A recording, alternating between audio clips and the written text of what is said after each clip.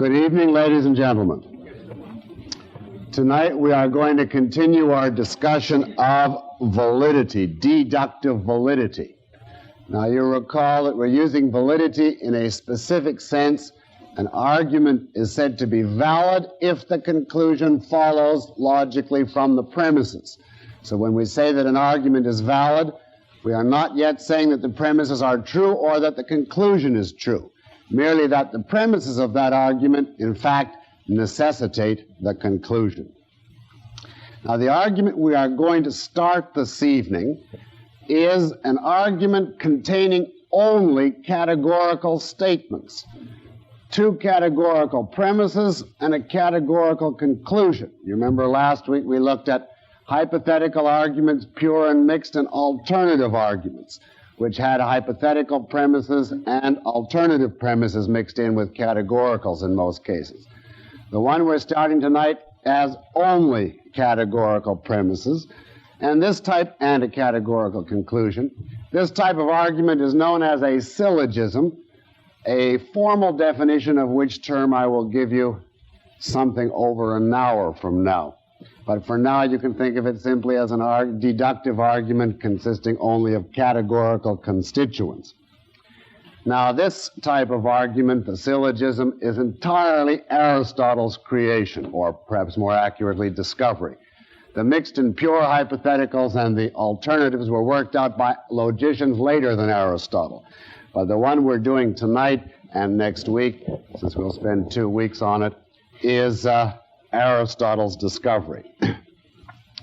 Now, I want to warn you in advance that there is a very large terminology associated with this particular argument, which you will have to get used to and which I will introduce you to little by little as we go along tonight. You'll build up a whole arsenal of impressive sounding terms. I would like to ask you not to become panicked by the sheer quantity of these distinctions and terms. Each point by itself is perfectly simple. The trick is just to keep the accumulation without it all suddenly disintegrating in your mind. Tonight, I should warn you, will be therefore the most technical of the entire course. Not difficult, but simply technical in terms of the number of terms and distinctions I will introduce and the number of symbols I will give you. So that if you get through tonight, you're definitely through the worst. One other preliminary. There are a great many introductory points that you need by way of analysis of categorical statements before we can turn to the argument. And at several points, you're going to think, well, now I finally must know everything that you could conceivably think of to say about a categorical statement. Now let's get to the argument, and I will say, not yet, there's still another one. If you can hold on, I guarantee that by the end of this evening, all of the distinctions and equations, etc., that we work out at the beginning will finally prove invaluable in actually working out the validity of categorical arguments. But you will have to have patience until we get to the end this evening. I will cash in on it. Now, tonight we're only going to work out the basic theory of the categorical argument, the higher complexities of how you translate from ordinary speech into the standard form that we work out tonight, we will do next week. All right, take a deep breath and let us plunge in. Get out your booklets, please, on page 15. And you will see there under the heading for Lecture 5, number 1, 4 simple statements. And let's just look at the first one. These represent simple examples of the only 4 types of categorical statement that there are. And you see there, number 1, A is all voters are citizens. Now, the first thing to observe about this simple statement is a fact which is true of every categorical statement. It is about something. All these statements talk about something. And usually they talk about classes. That is to say, about groups of things which have something in common. And in this case, obviously, the statement is talking about the class of voters. Now, what would be a good name for the subject of the statement, that about which it talks, the class of which is its subject? That is called the subject. And we therefore put parentheses around it, as you see there are around the word voters, and we choose the letter S. You see the first letter of subject to stand for that. Now, if you simply said voters and sat down, that would not yet be a statement. You have to relate voters to something, to some other, usually some other class. You have to say something about voters, ascribe some other class or characteristic to them. And in this case, we are relating voters to the group or class citizens. And what would be a good name for the term at the end of the statement, which is what we're relating the subject to? That is called the, very clever, the predicate. And we put parentheses around it, and we have the letter P symbolize that. Therefore, right underneath that statement, I have given you the symbolic structure of the statement. All S is P. Now, obviously, you could have an unlimited number of statements with exactly this structure, simply altering the content of the S and P. All men are mortal, all dogs are four-legged, etc. You can use your own imagination in multiplying examples. All of those would be examples of this type of statement, the structure being all S is P. Now, ignore the diagrams on the right for the moment, and go to the next one. No dogs are moralists. Here again, there is something we are talking about, some class which is the subject, in this case dogs, so we've symbolized it by S, and again, a class to which we are relating the subject. Something we are saying about the subject, in this case it's a negative relationship, but that we'll leave aside for the moment. The predicate, in this case, is moralists. The structure, no S is P. And again, there could be innumerable examples of this type of structure. No angels are sex maniacs, etc., etc. You can make them up as many as you want.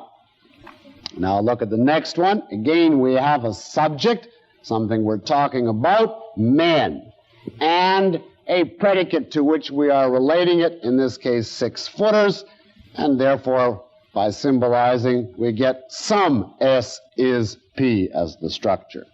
And the last possibility, our subject, what we're talking about is women, and the class to which we are relating them is geniuses. In this case, again, a negative relation, but we'll leave that aside for the moment. The predicate is simply the class geniuses, and the abstract structure, some S is not P. Now, from this you can see that every categorical statement has a subject and a predicate. The subject is by definition whatever you are talking about. As I say, it's in most cases a class of things. The predicate is by definition whatever class you are relating to the subject, whether it is an affirmative or a negative relationship. Do not be misled by the simplicity of these statements.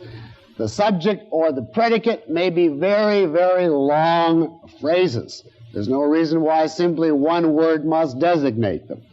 If I utter the following statement, don't take it down because it's deliberately long, but if I say to you, all men with blue eyes and long heads are men admired by Nazi anthropologists, then you would say to yourself, what am I talking about? Men with blue eyes and long heads, and that whole phrase is the subject.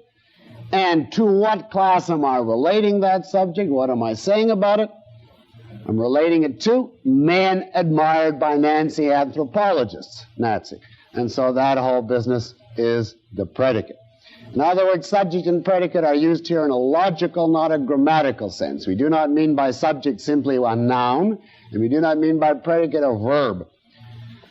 And you will find, therefore, that by the time we symbolize these, just about everything goes into either the subject or the predicate, with the exception, as we'll come to in a moment, of one little word before the subject and one or two little words between the subject and the predicate.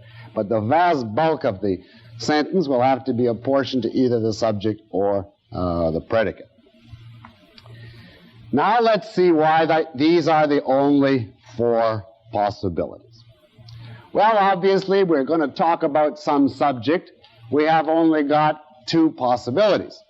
We're either talking about every member of the subject class, about all of the subject, or we are talking about less than all of the subject, about simply some of the subject. If we're not talking about any of the class at all, we're simply not talking about it, so that doesn't qualify as a possibility.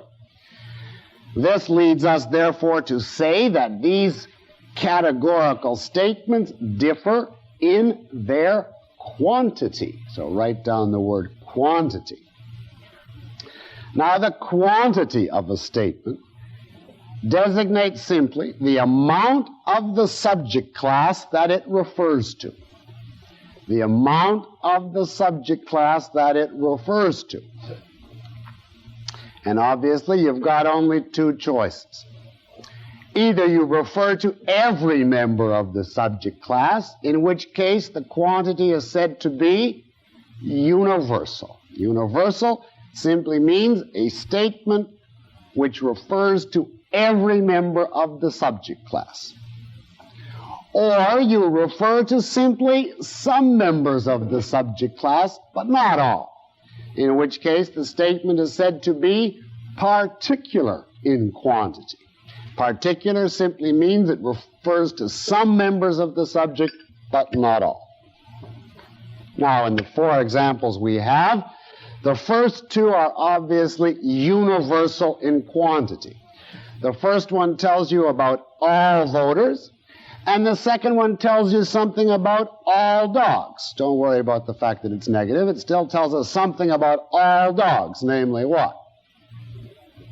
That they're not moralists, right? So the first two are both examples of universal statements. The last two are obviously examples of particular statements. They tell us, respectively, information about some men and about some women. So our statement would have to be, if it's a categorical statement, universal or particular. And now within each category, we have got only two choices. Either the statement is affirmative and establishes a positive relation between the subject and the predicate, or it is negative and establishes a negative relation between the subject and the predicate. Now, the first one here, all voters are citizens, is obviously universal and affirmative. It tells us that something about all voters and something positive, that all voters are in the class of citizens. By the way, whether it is affirmative or negative, can you guess what that's called? If whether it's universal or particular is called its quantity, what do you think it's called when you talk about whether it's affirmative or negative? That is its quality. Got it? Its quality. So this first statement is universal in its quantity and affirmative in its quality. It tells us all S is P. Now, the second one, no S is P, is universal in its quantity. It tells us about all dogs, but in this case it tells us that they are all outside of the class of moralists, or putting it more obviously negatively, none of them are in the class of moralists. So it is a universal negative, universal in quantity, negative in quality. The third one is obviously particular, affirmative. It tells us something about only some men, so it's particular in its quantity. And it tells us something positive, that some men are in the class of 6-footers. So it is particular, affirmative. And the last one is obviously particular, negative. It tells us about only some women, and it tells us something negative about them, that they are not geniuses. Now, these are as I think you can see obviously, the only four possibilities. Either you're talking about all of the class or some. If about all, you're either saying it is or isn't in the predicate class. And the same about some. Either it is or isn't. And therefore you have no other possibilities. If you want to look at it, sometimes people find it helpful to look at it this way. Either you're subject to see why these are the only four theoretical possibilities. Either your subject is included in the predicate, that would be affirmative, or it is excluded from the predicate, that would be negative. If it is included, it's either completely included or partly included. That's the universal and the particular. And the same for the negative. If it's excluded, it's either completely excluded or it is partly excluded. So if you want for, I don't know for what purpose, because you don't need to know these terms, but for cocktail parties, you could say that the first one is complete inclusion, and the second one is complete exclusion, and the third one is partial inclusion, and the fourth one is partial exclusion. Now you see, I have diagrammed these four for you if you need those diagrams to help you. The little circle on the right there, the S includes all the S's, and you see I have it inside the bigger circle, the P. And that means complete inclusion, all S's P. And then the next, complete exclusion, well, the two circles are completely outside each other. All the dogs are in the S circle, and all the moralists are in the P circle, and they completely exclude each other. And then the next one, we have to diagram by two overlapping circles with a little X at the point of overlap, and that little X tells us there is something there in that overlapping segment. There are some dogs which are also in the 6-footer circle. And then in the fourth one, we have the X outside the P circle to indicate that there are some women out there outside of the genius circle. Now this is all perfectly straightforward, except we're going to want to make reference to these types constantly, and we do not want to have to say this is a universal affirmative statement, this is a particular negative statement, because those are a mouthful. Consequently, it has been customary for many centuries to simply choose one letter to stand for each of these four types. Now, these letters actually derived originally from various Latin verbs, but you can ignore that fact and think of it, and it works out, it's simply the first four vowels in English in order. Thus, the universal affirmative, all S's P, is simply called an A proposition, or an A statement. An A simply means universal affirmative. Now, since I told you that it works out to be the vowels in order, guess what the universal negative is called? Do I have a volunteer? E, very good. A universal negative is called an E statement, or an E proposition. And an E proposition is any one of the four no S's P. And then, of course, the particular affirmative is called an I proposition, some S's P. And a particular negative is called an O proposition, some S is not P. And, of course, thankfully, there is no U proposition because we ran out after four possibilities. Now, a few more terms. Observe that each of these statements have four constituents, and every categorical statement has four constituents.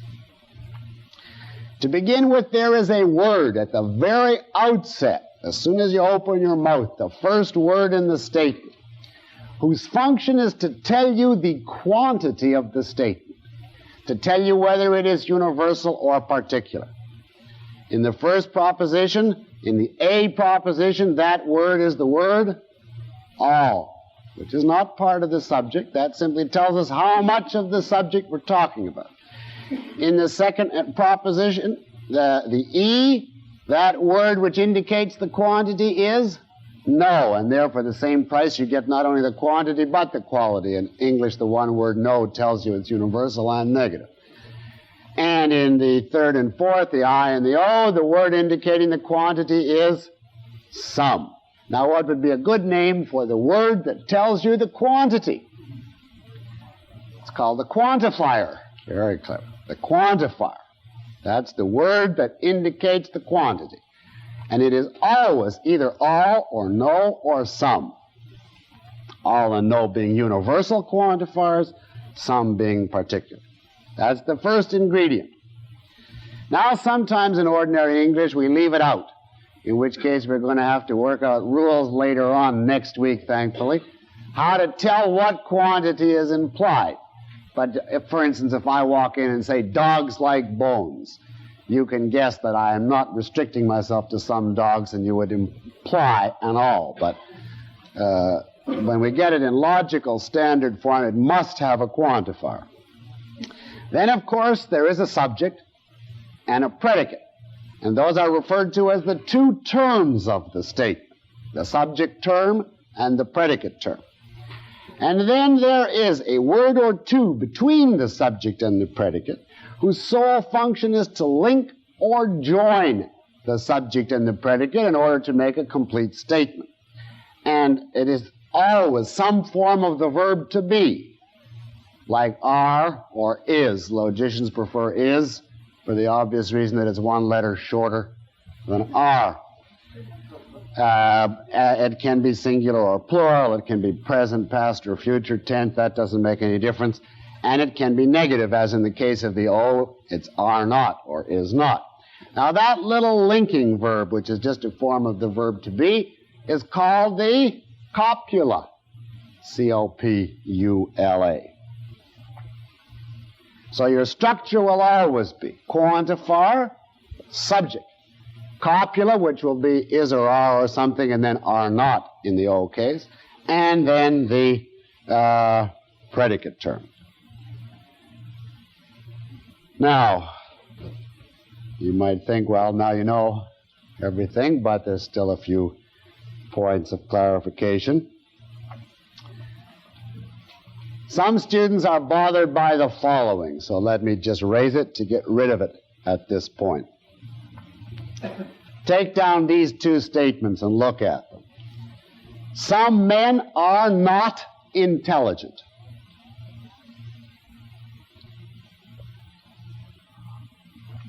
And then the next statement, some men are unintelligent. Now, I put that in here only because my experience is that this is exactly the kind of thing that bothers everybody at exactly this point. So let's clarify it. Whereby unintelligent, I don't mean anything other than simply the negation of intelligent, non-intelligent. Now, how do we analyze these two? Now, the first thing to notice is that these two statements mean exactly the same thing. Some men are not intelligent. Some men are non-intelligent or unintelligent.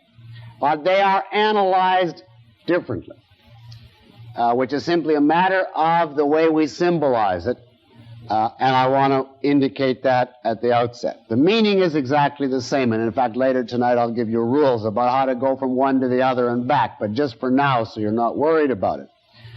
The statement, some men are unintelligent, we will for now say, let's just symbolize it as it comes. Some is the quantifier, men is the subject, are is the copula, and unintelligent or non-intelligent is the predicate. In other words, don't be bothered by the fact of a negative predicate. Predicate might be negative, it might be affirmative. So if you came to that, you'd put a parenthesis, unintelligent or non-intelligent, close parenthesis, and just call that P. In which case that statement would be an I proposition, right? On the other hand, if I give you this, the other statement, some men are not intelligent, well, we come at that just straight, and we say some is the quantifier, men is the subject, are not is the copula, and intelligent is the predicate, in which case we will symbolize some S is not P, and that is an O proposition. So, as a general rule, if your negative indicator is built right into the predicate, like unintelligent or non-intelligent, feel free without a care in the world to put your parentheses before and after the thing, including the negative element, and call that whole business the predicate. If your negative element is a separate, pristine, virgin word, not, standing all by itself as a free unit in an O proposition, then regard that as part of the copula and treat it as some S is not P as a O proposition. Now have we done all the preliminary clarifications? No. I have to say a few words about how we interpret the word some in these statements. Now, to begin with, some in these statements means any number less than all. Any number. The validity of the inference doesn't make any difference how close it is to all. As long as it's less than all, it comes out as some. So, for instance, if I say a few men are geniuses, that becomes some men.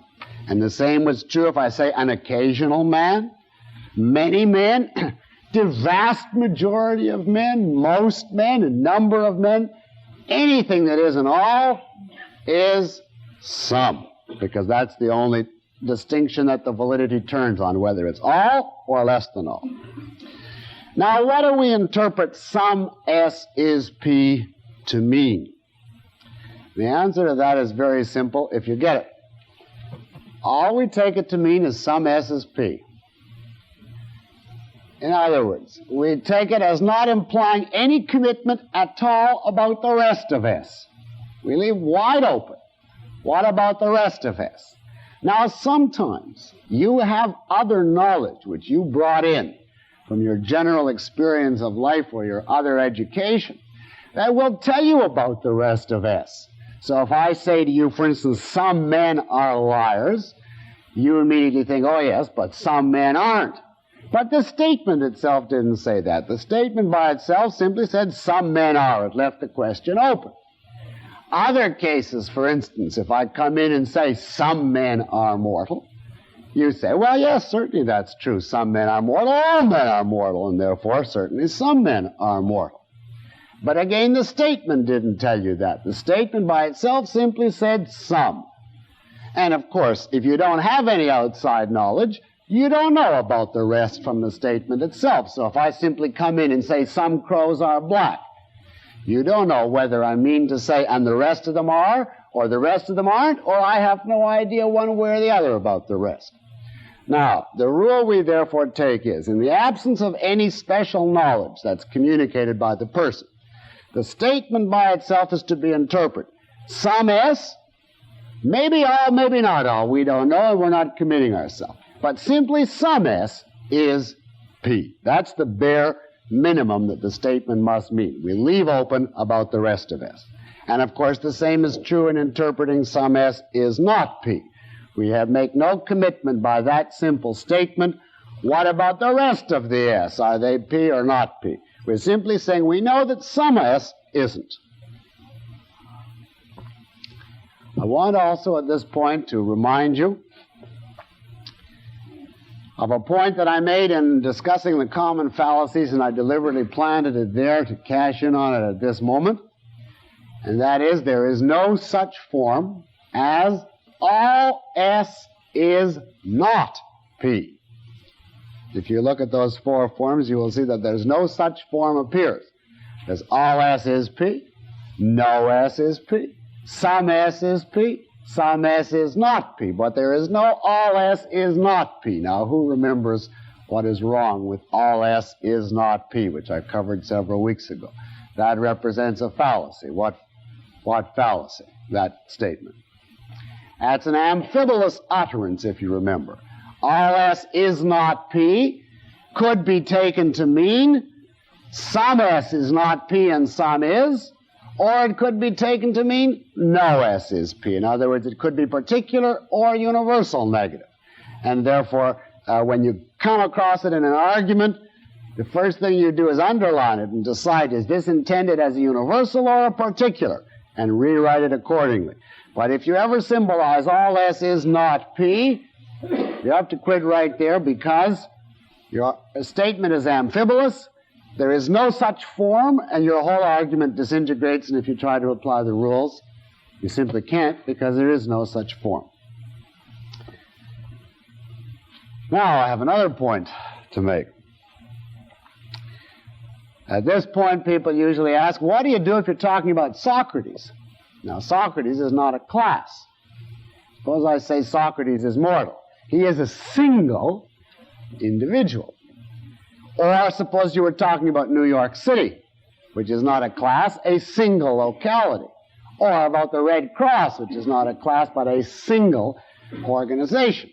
Now, what do you think would be a good name for statements whose subjects represent something which is single? A single individual, a single locality, a single organization.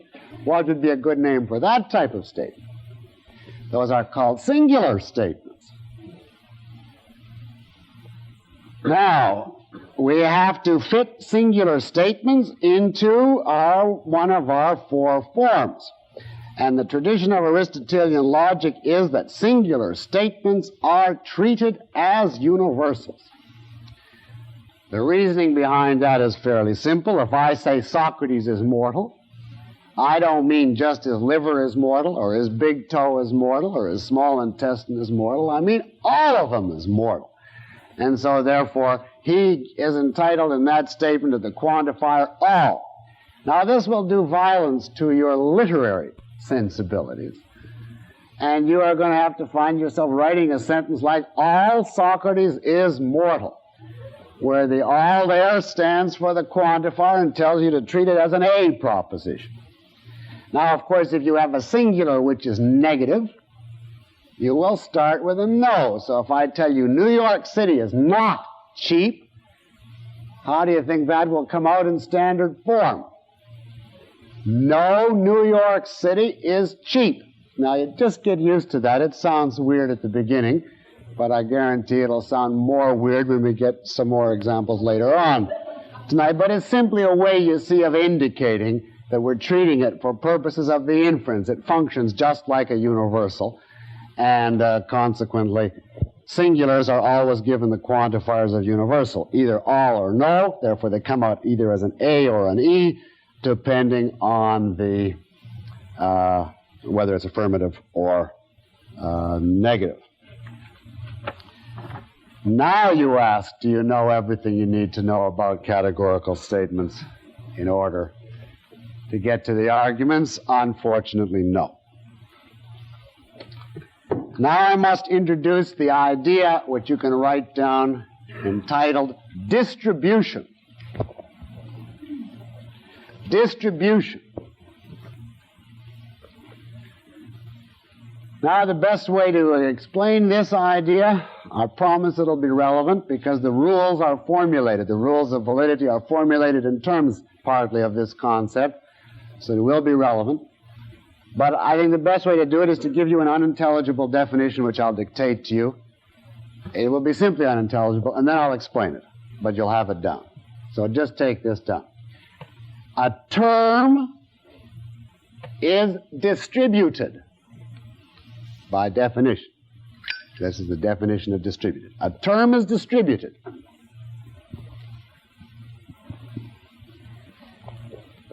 if the proposition in which it occurs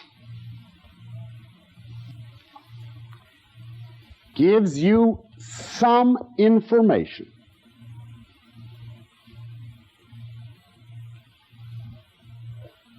about every member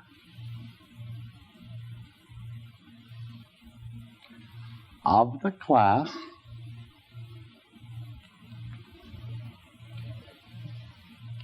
designated by that term. Period. That's it. A term is distributed if the proposition in which it occurs gives you some information about every member of the class designated by that term. Now, what does that mean in English? The term distributed and its negative, undistributed, applies to the subject and the predicate of a statement. And putting it non-exactly, but so that it's intelligible. If the statement tells you something about every member, for instance, of the subject, it's said to be distributed. If it tells you only about some members, it's said to be undistributed. And the same is true of the predicate. If in a given statement you know something about every member of the predicate, it's said to be distributed. And if you know something only about some members of the predicate, it's said to be undistributed. And guess what two letters we use to stand for distributed or undistributed? A little d, if you look, for instance, on page 15, exercise 2 there over on the right, I have a little d above some letters, and that's to tell me those are distributed. And I have a little u above some, and that's to tell me they are undistributed. Now let's work out the rules. If you want to think of it for short, distributed is like all. You know something about all of the class. Undistributed is just like some. It tells you only about some. Now you know that there's two terms in each statement, subject and a predicate, and there's 4 types of statement. Guess how many terms that gives us to work out, therefore? 4 times 2, right? 8. All right, now write down the A proposition in your notes. All S is P. Doesn't make any difference what the content of the subject and predicate is. The rules for distribution remain the same. Now, I promise you will get rules that use this term, distributed. So if we work this out now, the rules will be intelligible. All S is P. For instance, all men are animals, to vary our example. Does that statement tell me something about every S? For instance, about every man? Yes, obviously. So you can put a little d above the S, and that'll let you know that the subject of an A, remember, is universal affirmative. And the subject of an A is always distributed. It always tells you about all of its subject, and therefore that's okay. It's always distributed. Gets a little d. Now what about the predicate of an A? All S is P. All men are animals. Does that tell me something about every animal? Does that statement tell me something about every animal? Now, I'm not asking you, do you, in your courses on zoology, your excursions through the supermarket, know something about every animal? But does this statement tell me something about every animal? Obviously not. It tells me only about some animals. What does it tell me about some animals? If I say all men are animals. That tells me that some animals are men, but that's all. It doesn't tell me something about every animal. Therefore, you can put a little u above the predicate of an A and conclude that the predicate of an A proposition is undistributed. Now, of course, sometimes you might, from extracurricular knowledge, know something. As I say, for instance, if I say all men are rational, you'd come back and say, oh yes, and all rational beings are men. But the statement didn't tell you that. The statement said simply all S is P. It did not say all P is S. That was extra information you brought in.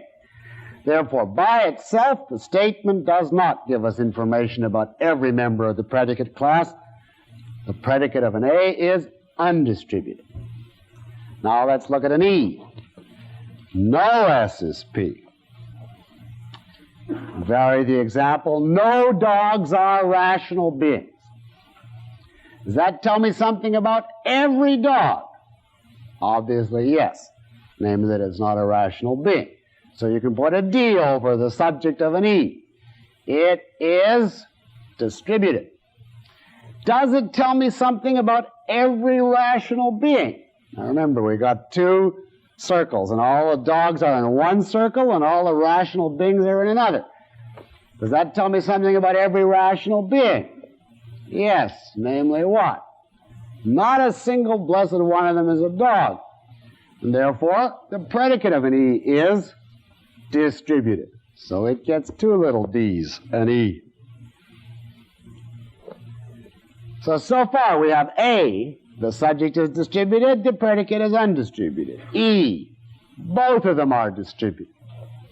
Now let's look at I. Some S is P. Some men are tall. Does that tell me something about every man? Obviously not. Only about some men. Consequently, the subject of an I is undistributed. Does it tell me something about every tall being? When I say some men are tall, does that tell me something about every tall entity? Obviously not. Simply that the two little circles intersect, and therefore we know something about some tall beings, namely what? That they're men. Therefore, the predicate of an I is undistributed. So if you're making a little column, you'd have for A, D, U, and for E, D, D, and for I, U, U. Now, if you have an I for symmetry, you can guess what's coming for the O. Some S is not P. Does that tell me something about every member of the subject class, the O proposition? Obviously not, right? So that's undistributed. Now we come to the climax. Now here you have to think, because this is sometimes regarded as tricky by people. Does the O proposition tell you something about every member of the predicate class? Now remember, I defined distribution in such a way that the predicate has to give you some information about every member of the class. I didn't say it had to be exciting information. It didn't have to be earth-shaking information. It could seem utterly unimportant as long as you could eke out some information about every member. It's distributed. Now, with that preface, you can gather that I'm driving toward the point that the predicate of an O is distributed. Take the example, some voters are not socialists. Does that tell me something about every socialist? Yes. It, to be sure, is very, very indirect information. I concede that. But it does tell you something. The best way to see what it tells you is this. In order to say some voters are not socialists, you had to know that at least one voter is not socialist. Let's call him Mr. X. And perhaps you knew even two or three. Mr. X, Y, and Z are not socialists. Well, if that's what the statement tells me, Mr. X, Y, and Z, say, are not socialists. What do I know about every socialist in the whole universe? He's not Mr. X, he's not Mr. Y, he's not Mr. Z, right? In other words, I know something negative, but something universal about every socialist. He is not those particular members of the subject class which are excluded from the predicate. Got it? I'll give you one more example. The predicate of an O always bothers people. Take this statement. Some mountains are not American. Now, to say that, you have to have information about some mountains. For instance, the Alps and the Pyrenees. Or what do you know right away about all American mountains? They're not the Alps, they're not the Pyrenees. And consequently, the statement gives you information, negative and indirect, but nevertheless information about every member of the predicate class. So the predicate of an O is distributed. So you've got nice little symmetrical column. D-U, D-D, U-U, U-D.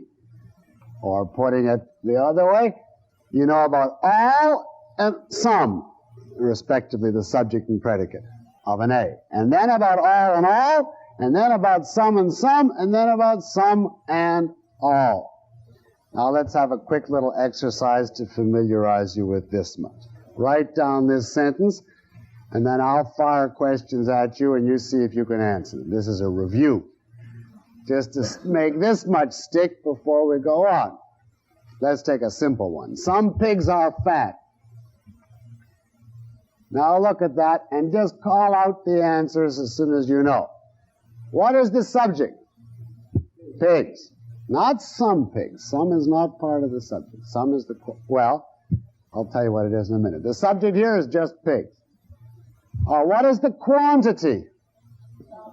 No, I didn't ask for the quantifier. I asked for the quantity. This is particular. Quantity means, is it universal or particular? This is a particular. What is the predicate? Fat. What is the copula? What is the R? Correct. What is the letter? Quick. What is the letter? No, it's not A. It's not O. You got two other choices left. I. Right. What is the quality? Quality. Affirmative or negative? Affirmative. Right. What is the quantifier? Some. Correct. Is the predicate term distributed? Yes or no? No. Predicate of an I. Is the subject term distributed? No. Okay. Now the idea is to get to the point where you've just had 3 martinis and it's 4 o'clock in the morning and somebody comes and utters a categorical proposition, you could just rattle off quantity, quality, distribution, subject, predicate, quantifier, copula, etc. without batting an eye. And once that is deeply instilled, you never forget it. It's like riding a bicycle. All right, now are we ready to go on to the argument? No. We have another topic which we have to look at.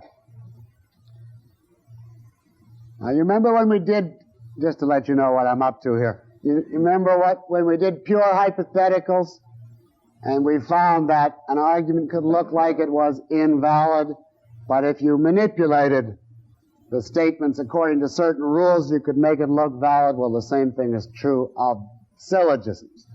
So we now need to study a series of rules on how you translate from one categorical form to another, keeping exactly the same meaning, which will prove invaluable when you come to working these out.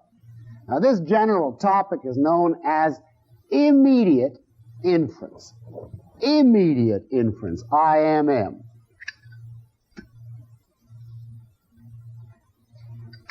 Now let me first explain what is meant by immediate inference. Now you remember, inference is simply passing from premises to a conclusion. Now in the typical case of inference, you have several premises, at least 2. Now any time where you have more than one premise, that is called mediate inference. The idea being the second premise mediates the inference. If I say all men are mortal, I can't from that conclude Socrates is mortal, except through the medium of the second premise. Socrates is a man. Therefore, that's called mediate inference. But there are many cases where you can draw a conclusion from only one premise. In that case, what you're really doing is simply rewriting the statement, keeping the same meaning but changing its form, changing its mode of expression. And when you do that, you go directly from one statement to the same meaning in a different form. That is called immediate inference. Immediate inference technically means the process of inferring a conclusion from one premise. In other words, you need no second premise to mediate the inference. Doesn't mean immediate in the sense that you do it right away like lightning. It's not a temporal concept, you see. It's logically immediate. You can go straight from the premise to its restatement without any intermediate link. Now you'll be happy to know that there are a great number of types of immediate inference that have been developed by logicians, and I will only look at 3 different types tonight. I will save many more for next week. We will take only the bare 3 that you have to get off the ground. And even there I'll skimp a bit. Now this, as a general value, I may say, although as not the kind of value that's worth spending hours drilling it into you so that it becomes part of you, but it has a modest value, this topic, I should say, simply from the point of view that sometimes you hear a statement and it sounds to you bizarre or unplausible, and yet that exact same content, rewritten in a different form, will strike you as completely plausible. And therefore, if you know when a statement does imply another one and when it doesn't, you have all this worked out, you are not left at the mercy of, well, this one sounds okay and this one doesn't. You know exactly when two statements are equivalent and when they're not, when you can get one from the other and when you can't.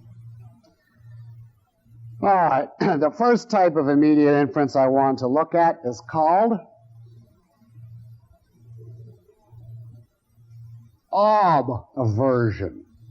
O-B-V-E-R-S-I-O-N.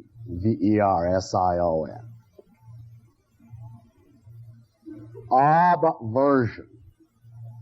You don't have to emphasize the B that way. I'm doing it just for the spelling. Obversion. Now I'll give you again a definition that will not be intelligible and then explain it. This is what obversion is. The process of changing a proposition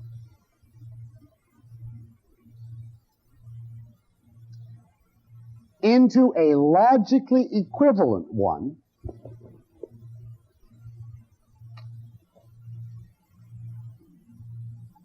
having a different quality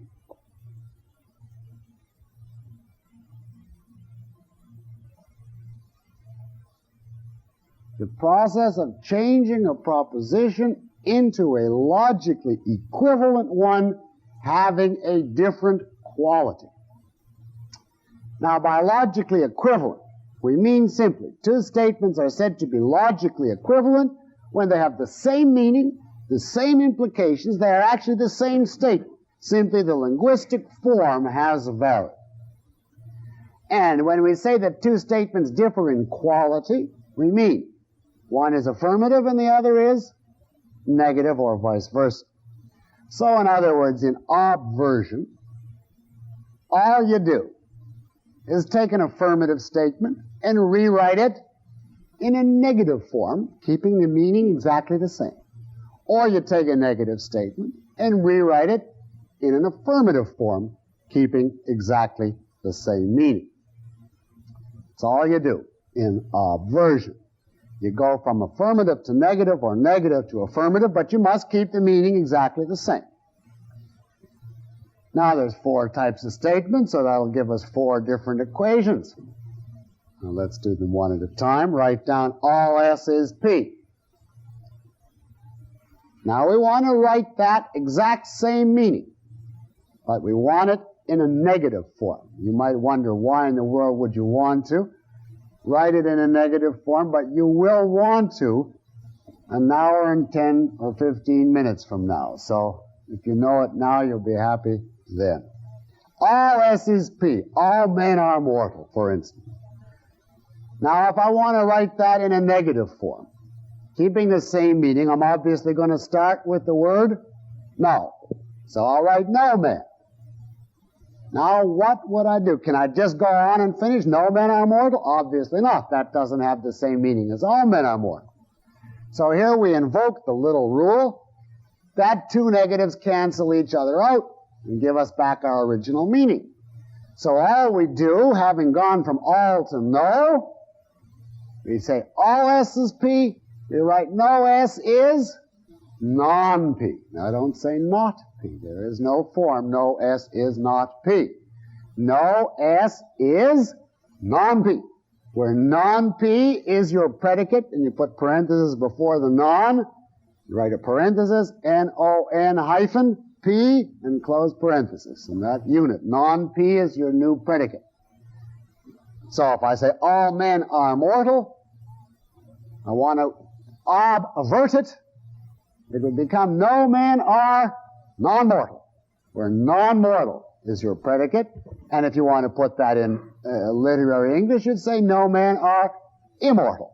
But not all words have the little im or un at the beginning, so we just used the non-hyphen. You got that? We went from all to no and negated the predicate.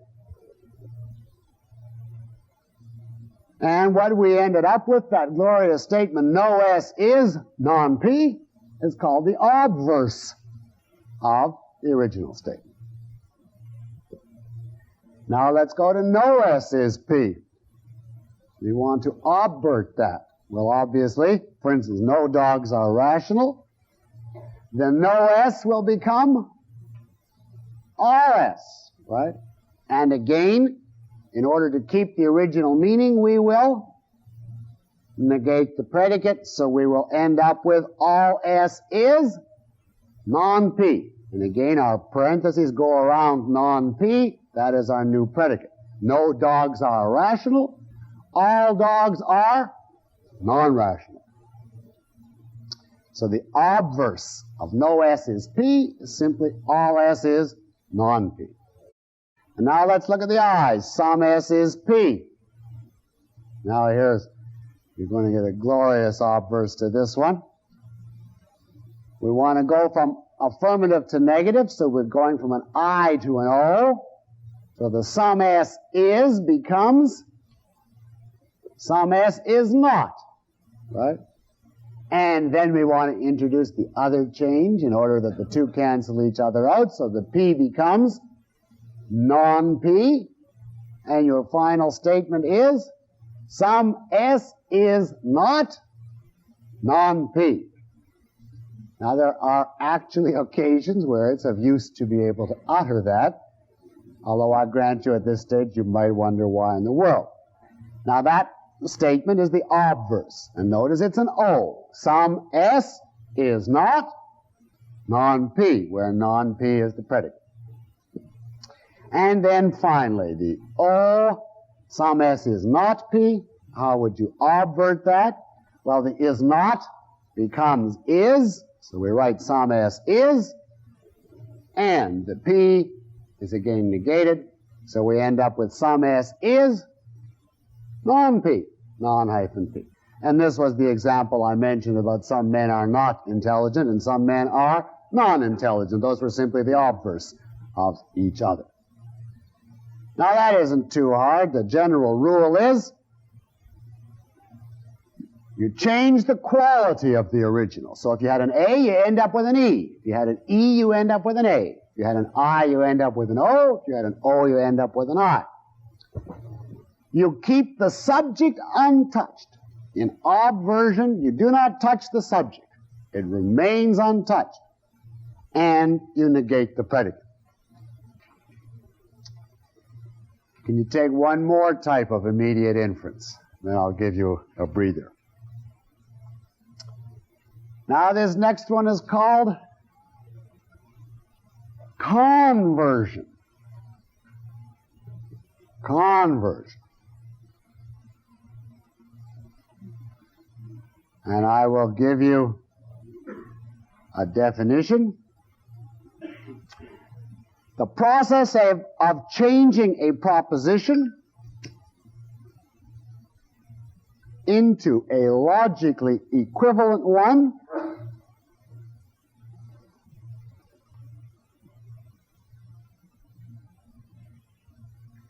by reversing the order of the subject and predicate. By reversing the order of the subject and predicate.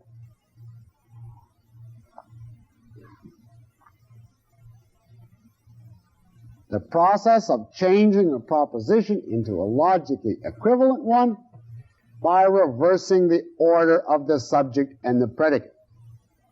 In other words, when you convert, the thing that was the subject in the original case ends up as the predicate. And the thing that was the predicate ends up as the subject. Now, here, for a reason which you'll see in a moment, I'm going to pass by the A for a moment because that causes problems. So we'll start with the E. The E is a smooth converter. It doesn't cause any trouble. If you have no S is P, no dogs are moralists, what would you write to keep exactly the same meaning, only now we want the moralists in the subject and the dogs in the predicate? Here there's no trouble at all. Keep everything the same and just switch them. No dogs are moralists. You're certainly entitled to say no moralists are dogs. Or to generalize, no S is P, you can always write no P is S, which is simply the converse of the original. Let's look at the I. That also is simple and blessedly straightforward. Some men are tall, and I want to simply have a new statement where tall is the subject and men are the predicate. And what can I say? Some tall things are men. Simply reverse the two and keep everything the same. So some S is P converts to some P is S, which is called the converse of the original. Now we enter a rockier strait. The A proposition. All S is P. All men are mortal. Now, can I just convert that simply and say all mortal beings are men? Obviously, you cannot. You do not know something about all mortal beings. Remember, the predicate of an A is undistributed. You only know about some of it. So when you convert all S is P, all men are mortal, what do you have to say? Some mortal beings are men. All women are smart converts to some smart creatures, or you think creatures too unflattering, some smart entities are women. In general, all S is P converts to some P is S. Now, I have to warn you about this. When you convert an A, you lose some information. The proposition that you ended up with, the sum P is S, is not really the same as the original. It gives you less information. You can see that because the all S is P gave you information about the entire subject class. The S was distributed in the original A statement, all S is P. In the converse, some P is S, we only have information about some of the S class. So we have lost a distribution. We lost some information. And therefore, we make a general rule. If you're working an argument, do not convert an A unless you are desperate. In other words, if your only choice is convert an A or commit suicide, then convert an A. I mean, if you have to do it to work the argument. But if there's any way out of converting an A, don't do it. Because converting an A, you throw out certain information, and that may be just the information that the validity of the argument depends upon. And now, the O proposition. Some S is not P. You will or will not, depending on your proclivities, be happy to know that that doesn't convert at all. Some human beings are not socialists. You cannot say some socialists are not human beings. You cannot say anything, so there's no converse at all. By the way, if you want more terminology, I forgot to tell you that the converse of an A is not really the converse, you see, because it doesn't have the same meaning. It's lost information. It is called the converse by limitation. The converse of an A. And in O, there's no converse at all. Not even a limited one. So if you ever have to convert an O, that's it. It's over.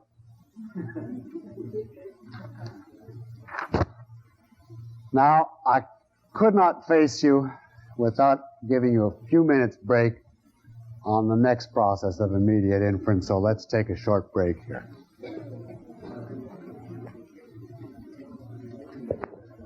All right, one last process of immediate inference, and then we will actually be ready to look at these arguments. This one has the name, this process of immediate inference, of contraposition. C-O-N-T-R-A, position, P-O-S-I-T-I-O-N, contraposition. And the thing you get at the end is called the contrapositive.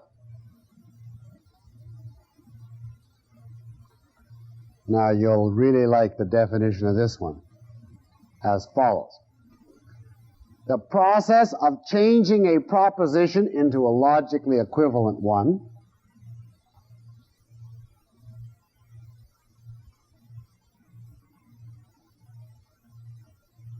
by obverting, comma, then converting, comma, then obverting, period.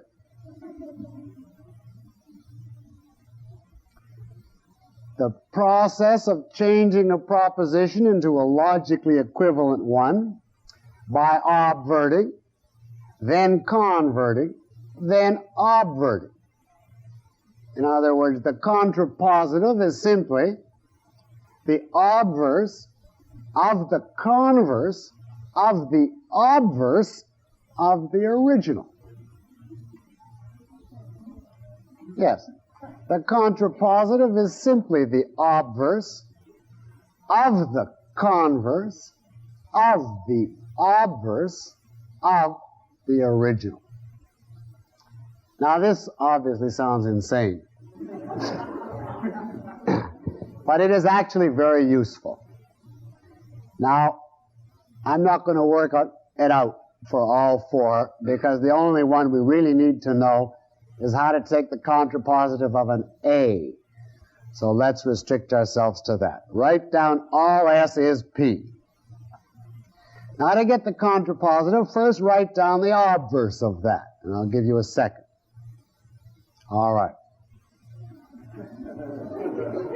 The obverse of all S is P is no S is non-P. Don't say not P. No S is non-P, where the whole predicate is non-P. Now I want the converse of that statement. No S is non-P. Now that's an E. It converts simply. So you simply take the present predicate and make it the subject, and the present subject and make it the predicate. So the converse of that statement will be no non-P is S. And now I want the obverse of that statement. Now when you obvert, this time we have an E. No non-P is S. And we obvert it. We go from no to all. The subject stays the same, so it's still non-P. The is remains the same, but we negate the predicate. So our new predicate is non-S. And therefore, the triumphal conclusion, the contrapositive of the original statement is all non-P is non-S. Now if you look back at the original statement, you will see that this is identical to the original statement, except that the two terms in the original statement, the S and the P, have been reversed and negated. Now, hopefully, that will remind you of something we did last week, when we said that when you have P implies Q, you can always reverse and negate. Now, actually, that was simply last week, without introducing the terminology, I was introducing you to the contrapositive of the if-then statement. Here is now the contrapositive of an A. And so the general rule is, whenever you have an A, you're always entitled simply to interchange, reverse, and negate both terms. Now, the A is the only one for practical purposes it's worth knowing. Even here, you don't have to know it. So if you find simply that you are hostile to contrapositives, you can get along without them if you are patient and do enough obverting and converting. But this will allow you to short-circuit it when you work an argument. I just simply want to tell you, you cannot make as a general rule that you can do this with any categorical statement. In the case of an E, for instance, you don't have to follow what I'm saying now, but I'm saying it for the record. In the case of an E, you run in this process of obverting, converting, and obverting, you run in at a certain point to an A, which when you convert, you lose some information. And therefore, you don't end up with a real contrapositive, but a thing which is called a contrapositive by limitation, which is not worth knowing or having. In the case of an I, when you try to go through this process, you run into an O, which you have to convert, and there is no converse, and therefore there's no contrapositive at all. And therefore you can throw out an I as far as contrapositives are concerned. And the case of an O works out nicely, so that you can go from some S is not P. If you go through all these steps, you'll end up with some non-P is not non-S. But again, that's not too crucial a piece of information. The only one I'll ask you to remember is the A. When you have an A, you can always reverse and negate. That comes in handy. All right, now you can forget about immediate inference. Forget all about obversion, conversion, and contraposition for about half an hour or so. And let us actually look at a categorical argument. And then we'll bring in immediate inference and tie it all up in a little while. Now look at the sheet, the very bottom of page 15, number 2. And for the moment, forget about the symbols and just look. There is a specimen of a real categorical argument. All living beings are mortal. All men are living beings. Therefore, all men are mortal. Now, obviously, there's huge quantities of different arguments I could have chosen. I could have all kinds of different subjects and predicates in these statements. And there's no reason why it has to be 3A propositions. Notice I have all living beings are mortal, that's an A. All men are living beings, that's an A. All men are mortal, that's an A. So this one happens to be A. But there's no reason in the world you can have them all mixed up. A, E, I, O, U. No, there's no U. You get the idea. Now, the medievals actually worked out names for every valid argument, depending in part on the order of, like it's A. This particular one is called Barbara, because it's B-A-R-B-A, bar, yeah, R-A. See, 3 A's, the vowels. And at a certain point, the medievals got to the stage where any valid argument had its name, so as soon as the person uttered it, they'd say Physio, Bramtari, Dario, Barbara, etc. I will not subject you to that. Barbara happens to be very common, that's the only reason I mentioned it, but you do not have to know that. Take this just as an argument. Now, unfortunately, we cannot begin to work out the rules until I give you some terminology. Look at the conclusion. All men are mortal. And you will see that, of course, the conclusion has a subject. Obviously, it must have. The term which is the subject of the conclusion, in this case the word men, is called by definition the minor term, M-I-N-O-R. That simply means subject of the conclusion, the minor term. It gets the name minor because usually the minor term is the least broad term, the narrowest term. For instance, men is a much narrower term than living being. Now look at the term which is the predicate of the conclusion. In this case, mortal. Now, what would be a good name, do you think, for the predicate of the conclusion? It's called the major term. Right, the major term. M-A-J-O-R. Now, if you look at the premises, you will see that in one premise, the major term occurs. Namely, the premise, all living beings are mortal. That has the major term and another term that we didn't mention yet. What would be a good name for the premise that contains the major term? It's called the major premise. And then if you look at the next premise, you will see that it contains the minor term along with another term. And what would be a good name for the premise which contains the minor term. The minor premise. In this case, it's all men are living beings. So the major term occurs twice. Once, by definition, it's the predicate of the conclusion, and once in one of the premises.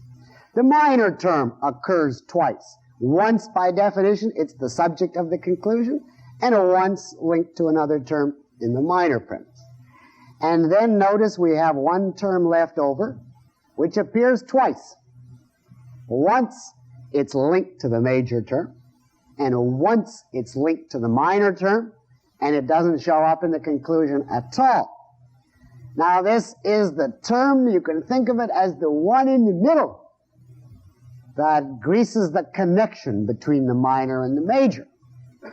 Now what do you think would be a good name for the term in the middle? It's called the middle term. The middle term, and in this case it's living beings. Now what letters are we going to use to symbolize? We can't obviously use M for minor, because there's M for minor, M for major, and M for middle. So we'd have 3 M's and we'd be lost. So we decide, and again it's arbitrary, but this is the convention, that the minor term, being the subject of the conclusion, will be symbolized by S. And the major term, being the predicate of the conclusion, will be symbolized by P. And that leaves us with a free M to stand for the middle term. And you will see that this is appropriately symbolized. The parentheses are around the terms. And we have MP, SM, SP. And then over on the right there, I have written the symbolic structure of this argument. All M is P, all S is M, therefore all S is P. Now, I might just call your attention so you won't worry about it. I have little D's and U's there. These are all A's, and so I just filled in the distributions. You see, the little D's mean those terms are distributed, and the little U's that they're undistributed. And when you finally get to working out these arguments, that's what I want you to do. But for now, ignore the little D's. I couldn't go around at the right point and fill in everybody's booklet, so I had to put them in here. I mean, you see them now prematurely, but ignore them for now. Just look at the argument. Now, this is a perfectly representative of a categorical argument. A categorical argument always has 3 different terms, each of which occurs twice. A term in the conclusion, which is the subject, the minor, which appears once in the conclusion linked to the major, and once in the premise linked to the middle. The major, which appears once in the conclusion and once linked to the middle, and the middle, which appears once in each premise and not in the conclusion, and which is, of course, the linking term, the middle term, which grounds the inference. Now we can introduce the term that Aristotle used, the word that he used to stand for this type of argument, with this type of structure. This is what he called a syllogism. So we no longer have to talk about a categorical argument. We can now simply say a syllogism. S-Y-L-L-O-G-I-S-M.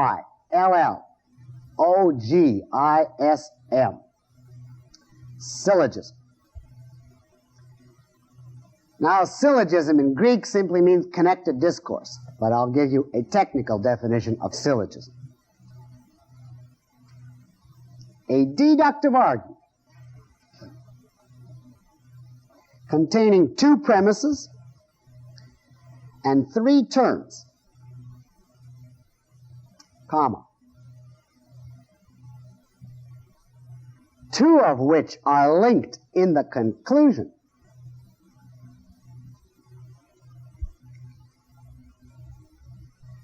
as a result of the linking of each of them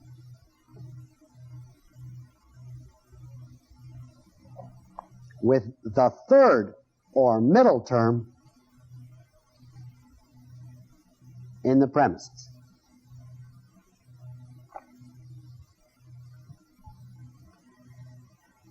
A deductive argument containing 2 premises and 3 terms, 2 of which are linked in the conclusion as a result of the linking of each of them with the third or middle term in the premises.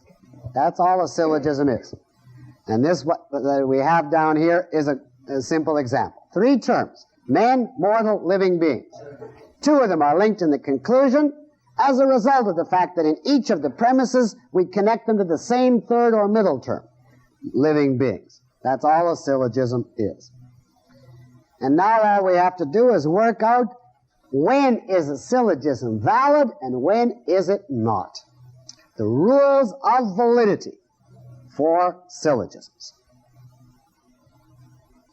Now this is much more complex than the rules of validity for the arguments we took last week.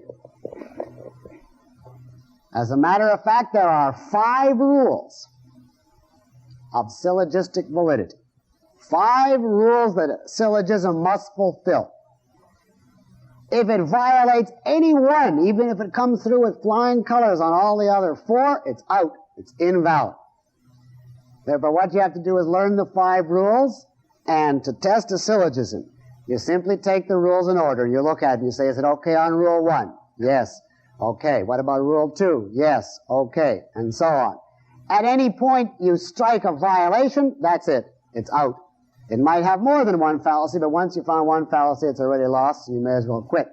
If it gets through all 5 rules, it's okay. It's valid. Now what we have to do is give you the 5 rules. And let's start with rule number 1. These were all, of course, worked out by Aristotle. It must have, a valid syllogism must have 3 and only 3 terms. 3 and only 3 terms. Each of them, of course, appearing twice. Now, the reason for this rule is obvious. That's the essence of what a syllogism is. It comes straight from the definition of a syllogism. And it should be obvious to you that if someone tried to introduce a 4th term, no conclusion would follow. If I say to you, what follows from these premises? All men are mortal and all pigs are animals. Obviously nothing follows at all, because there's no term to function as a middle term, no term that appears twice. And therefore, as soon as you see 4 different terms, men, mortal, pigs, animals, you just throw up your hands, cross it out, and say, out. Now, the name of that fallacy, guess what it's called if there's 4 terms? It's called the fallacy of 4 terms. Now, sometimes if a person has just escaped from a complete lunatic asylum, he might even have 5 terms or 6 different terms. Guess what you call it in that case? Still call it the fallacy of 4 terms, right? Because the idea is once it has 4, it's lost anyway. It doesn't make any difference. Now, very few people can violate this rule in the bald form that I just indicated. In the normal course of affairs, the way you violate this rule is by seeming to have 3 terms, but actually you are using one word in 2 different senses. For instance, if I give you, some men are pigs, and I mean by that they're gross in their behavior. And then I say, all pigs are long-snouted creatures. Now, obviously, I'm reverting to a biological concept of pigs. And then I conclude, some men are long-snouted creatures. That would be the fallacy of 4 terms. I'm using pigs as in 2 different senses, even though it's the same word. Now, of course, that's the same fallacy that we encountered under the common fallacies, and there we called it equivocation. But when equivocation shows up in syllogistic reasoning, we call it the fallacy of 4 terms. And therefore, the first thing you have to do is check, do you have 3 terms exactly used in the same sense? If you don't, you quit right there. There's no use going on to any other rules because you don't even have a syllogism to get off the ground with. The argument is invalid unless there's 3 and only 3 terms used in the same sense throughout the argument. That's rule 1, and that's easy. Now, for rule 2, turn the page of the booklet to page 16. And look what I have numbered there as 3A. Now there is a glorious example of a violation of the second rule. All men are mortal, all dogs are mortal, therefore all men are dogs. Now that's a syllogism. It's got 3 terms. It's used in exactly the same senses. The premises are obviously true and the conclusion is obviously false, so we need a rule to cover that. And we will pause here for a moment while the tape is turned and see if you can figure out, meanwhile, what is wrong with this and what kind of rule would cover it. All right, now consider this argument, 3A on page 16, and let's figure out what's wrong with it and what is the abstract rule involved. First, let's identify the terms. The minor term, the subject of the conclusion, is men. The major term, the predicate of the conclusion, is dogs. And the middle term, the one that appears once in each premise but not in the conclusion, is mortal beings. Now, where did this argument go wrong? We have a premise connecting man and mortal, connecting the minor and the middle. And we have a premise connecting dogs and mortal, connecting the major and the middle. But something went wrong with our middle term in this case. The middle term is supposed to function as the linking term. The idea is you connect the minor to the middle and the major to the middle, and thereby you infer a relationship, an overlapping, a connection between the minor and the major. In this case, however, the linking function of the middle term broke down. Why? Well, if you take a look at the diagram just to the right, I've diagrammed the argument for you, and you can see what went wrong. There is men, the little circle, inside the mortal circle, and there is dogs inside the mortal circle. But you see that men and dogs do not overlap. No relationship is established between them, even though they are both connected to the middle term, to the mortal circle, because each of them is connected to a different part of the mortal circle. Each of them is connected to a different part of the middle term, and consequently there is no connection established between them. Each of them goes its own way, so to speak, and the twain does not meet. Now, what would be required to prevent this kind of situation from happening and to ensure that our minor and our major, in this case men and dogs, really did overlap? Well, imagine, just to continue on this example, that the little circle of men were to expand so that it coincided with the entire mortal circle. Well, and the dogs remain just as they are. Well, you would see then that we could establish a relation between men and dogs. They weren't each connected in such a case to separate parts of the middle term circle. And what ensured that? One of them is connected to the entire middle term circle.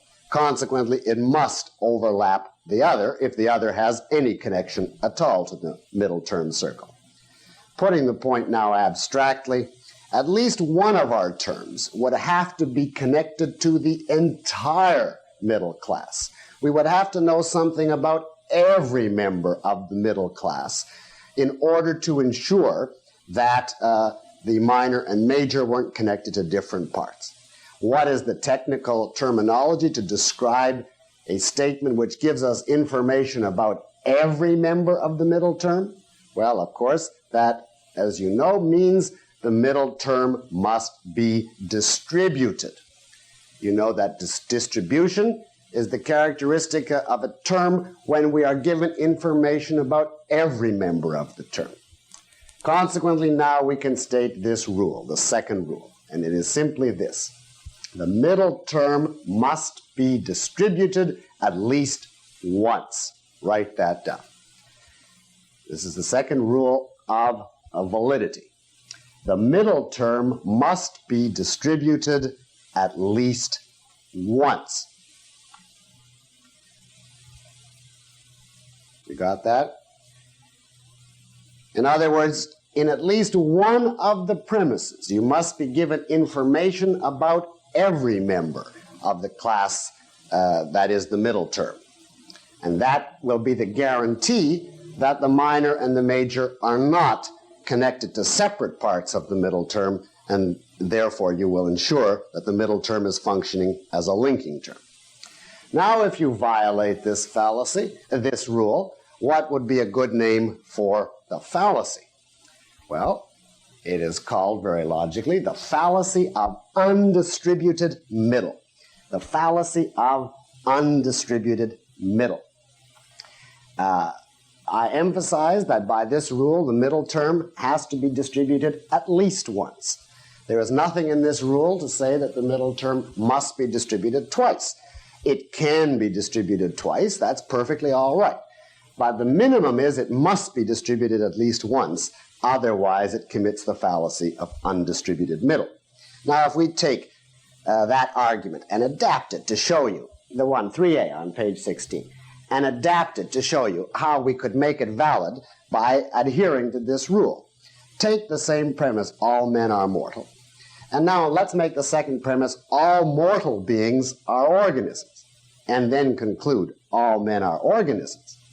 In this case, our middle term is mortal, or mortal beings, and it is now distributed in the new second premise which I provided. All mortal beings are organisms.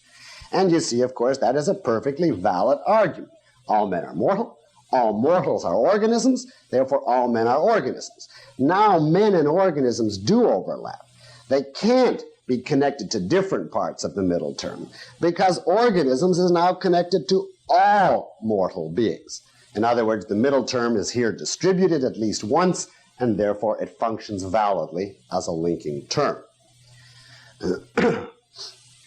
Now, if you want one more example to go through briefly, look at 3b on page 16. It's simply another example of the fallacy of undistributed middle. Some Texans are women, some women are Canadians, and both of which are obviously true. And the person wants to conclude, therefore, some Texans are Canadians. Blatantly false. Here again we have the same fallacy. The minor term, the subject of the conclusion, is Texans. The major term, predicate of the conclusion, is Canadians. Those are the two terms we want to link or combine, to establish a relationship between. And we're doing it by connecting each of them with the same middle term, in this case, women. But as you see from the diagram at the right, again, the middle term is not functioning properly as a linking term. Texans is connected to one section of women. You see that little X on the left-hand side. And Canadians is connected to another section of women, the little X on the right-hand side. Each of the two terms, the minor and the major, are connected to a different portion of the middle term, and consequently, no link is established. The middle term does not connect them in this case. Why? It is undistributed in each case. What would we have to do to correct it? Well, suppose we rewrote the argument or adapted it as follows.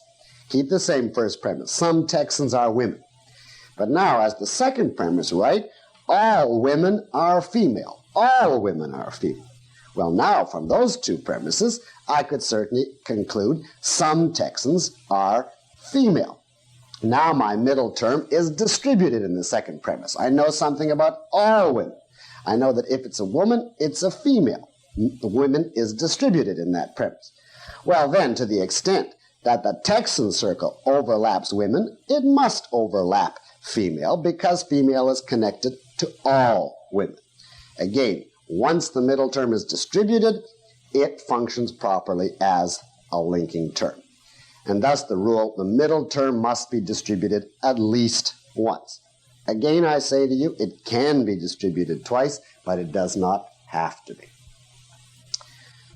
All right, so much for Rule 2. And now let us turn to Rule 3 in our study of the syllogisms rules of validity. Now, for an example of a violation of Rule 3, let's look at that before we state the rule abstractly. Look at 4a on page 16. 4a on page 16.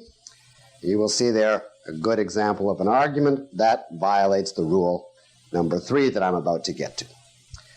Some men are professors. That's true. All professors are PhDs. Let's assume that's true.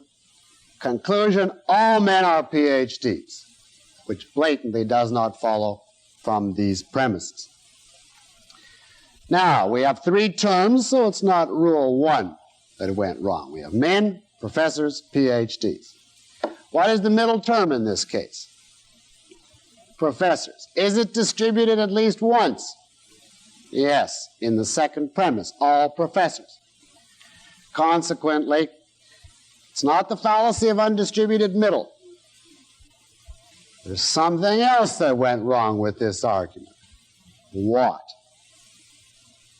Well, if you look at that, you will think to yourself, isn't it a strange thing? In the premise, I was given information about some men. That's all. In the conclusion, I'm suddenly given information about all men. Where in the world did I get the justification in leaping from what was true of some men to an unrestricted universal conclusion about all men? Now, there is a type of reasoning where you do that. You go from some to all, and that is called induction. But in deduction, you cannot do that. You cannot pass from some to all. Putting the explanation more generally before I dictate to you the rule. In deduction, you cannot have in your conclusion something that was not already contained in the premise. The conclusion makes explicit what is implicit in the premises. And consequently, you would see that, for instance, if my conclusion with the same premises were, therefore, Napoleon lost the Battle of Waterloo, you'd say, where did you get Napoleon out of those premises? And the same principle is applicable here. If my premise only gives me information about some men, you cannot come to a conclusion about all men. You're going beyond the information contained in the premise. We therefore formulate Rule 3 as follows. If a term is distributed in the conclusion,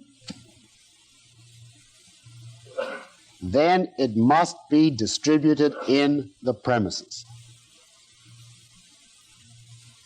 If a term is distributed in the conclusion, then it must be distributed in the premises.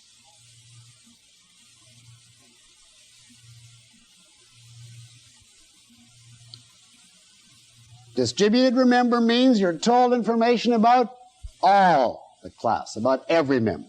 Well, if your conclusion contains information about every member, then you could only do it on the basis of a premise which told you about every member.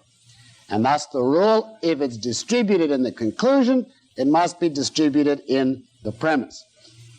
Now, in this case, we committed this fallacy on which term? The minor or the major? On the minor, right? It was men, that is undistributed in the premise. We only know about some of it. And that is distributed in the conclusion. We committed an illicit process. Illicit here means illegal, bad, wicked, unjustified. Actually, it means invalid. An illicit process on the minor term. And what would be a good name for that fallacy? If you do this illicit thing on the minor term, it's called a fallacy of illicit minor. That means you're in the premise, your minor term was undistributed, and in the conclusion it was distributed. Now you can figure out that people could commit the same fallacy, only do it on the major term instead of the minor term. Exact same fallacy. And what would then be a good name for that fallacy? Illicit major. And 4B is an example of illicit major. All teachers are unionized. Some women are not unionized. Let's assume all teachers are unionized is true. Therefore, no teachers are women. Obviously doesn't follow. Here again, what is the middle term? The middle term. Unionized. And it is distributed in the second premise, right? The predicate of an O. So it's not undistributed middle. The minor term is teachers. Well, it's distributed in the premise and in the conclusion, so there's no problem. But where does the fallacy come in? The term women. The premise tells us about how many women? Some. The term woman there is undistributed. In the conclusion, we have information about every woman, namely that she's not a teacher. So we've gone on the term woman or women from undistributed to distributed. We have committed this illicit process on the major term. Therefore, in connection with the rule 3, there are two different fallacies. If you do it on the minor term, it's illicit minor. If you do it on the major term, it's illicit major. Now, I'd like to stress this before we leave rule 3. There's nothing wrong with any other combination. In other words, if a term is distributed in the premise and distributed in the conclusion, that's perfectly okay. That simply means your premise told you about all of it, and your conclusion tells you about all of it. That's okay. If your term is undistributed in the premise and undistributed in the conclusion, perfectly okay. That simply means your premise tells you about some, and your conclusion tells you about some. If your term is distributed in the premise and undistributed in the conclusion, that's perfectly okay. That simply means your premise tells you about all, well, then you're certainly entitled to conclude about some in your conclusion. If you know about all, you know about some. The only one thing you cannot do is go from undistributed to distributed, from some to all. And if you do that, you commit the fallacy depending upon which one you do it on, of illicit minor or illicit major. And that's why the rule is worded, if it's distributed in the conclusion, it must be in the premises. All right, let's look at rule 4. Now 5, A and B are examples of rule 4. Look at 5A. No ideas are edible. You can't eat them. No edibles are logical. Therefore, no ideas are logical. Now, something is badly wrong with this argument. But it's not that there's 3 terms, more than 3 terms. It's okay on that rule. Now, what's the middle term here? Edible, and that's distributed in both premises, so you're safe there. Is it illicit minor? No, because the minor term is distributed in the premise and the conclusion. Is it illicit major? No, because the major term is distributed in both cases. In fact, these are 3 E's, and everything is distributed in an E, so the whole business is distributed, all 6 of them. And therefore, it's none of the rules that we violated that we mentioned so far, and yet there's obviously something wrong. What's wrong? Well, let me give you a statement of the rule. Rule 4. No conclusion follows from 2 negative premises. No conclusion follows from 2 negative premises. A negative premise, of course, is either an E or an O. And if you have any combination of negatives in your premises, 2 E's, 2 O's, or an E and an O, it's out. Guess what the name of that fallacy is? The fallacy of 2 negatives. The fallacy of 2 negatives.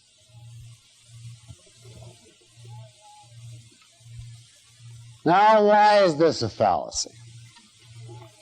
Well, you will see it by trying to diagram 5A. Put down 2 little mutually exclusive circles, one for ideas and one for edible, and look at it. And that tells you no ideas are edible. Now the next one tells you no edibles are logical. Now where are you going to put the logical circle? All it tells you is it's outside the edible circle. Well, is it coincide with the ideas circle? Is it entirely separate from the ideas circle? Does it partly overlap the ideas circle? Who knows? The premises don't tell you. In other words, if one premise tells you the minor is outside the middle, and the other premise tells you, and the major is outside the middle, you've got no clue as well what's the relation between the minor and the major. You simply know that each of your 2 terms are not connected to the middle. But that leaves wide open what the relationship between the 2 of them is. If you want to infer a relationship between the minor and the major, what would you have to know? At minimum, 1 positive piece of information. If I say no ideas are edible, all foods are edible, I give you something positive, then you could say, well, no ideas are food, and that's okay. But if I have two negative pieces of information, I have no idea what's the relation between minor and major. I've simply been told the S is outside of the M and the P is outside of the M. Well, where the S and P are in relation to each other, I have no way of knowing. 5b is another example of that, only this time I used an O and an E instead of two E's. No healthy men are invalids. Some invalids are not free of infection. It does not follow from that that some healthy men are not free of infection. And again, if you try to diagram it, you'll see, put down two circles for healthy men and invalids. And now where will you put the free of infection circle? It tells you that invalids, some of them are not free of infection. Well, where does that leave for the relationship between free of infection and a healthy man? They might coincide, they might be completely apart, they might be many relationships, all compatible with this information. So as a general rule, you cannot have a valid argument from two negative premises. If you do, it's the fallacy of two negatives. And now finally, Rule 5. Now, Rule 5 is is put in only for theoretical completeness. Virtually nobody ever violates this rule because the examples of violating simply this rule are so bizarre that people have no temptation to commit them.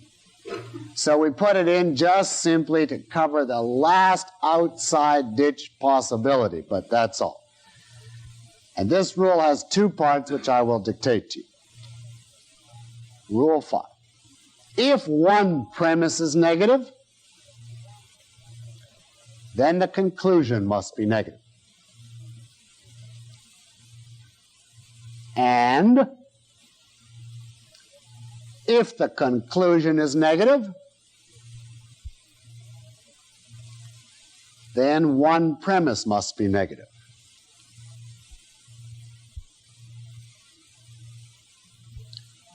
That's Rule 5. If one premise is negative, then the conclusion must be negative. And if the conclusion is negative, then one premise must be negative. Now, there's no name to the fallacy if you commit it, because nobody commits it. But if you should run across it, which depends on the ingenuity of logicians to make up an example, all you can say is it commits the fallacy of violating the rule that, and then just recite the entire rule. There's no name because it's almost never committed. Now, 6a is an example of the violation of the first half of this rule. All communists are revolutionists.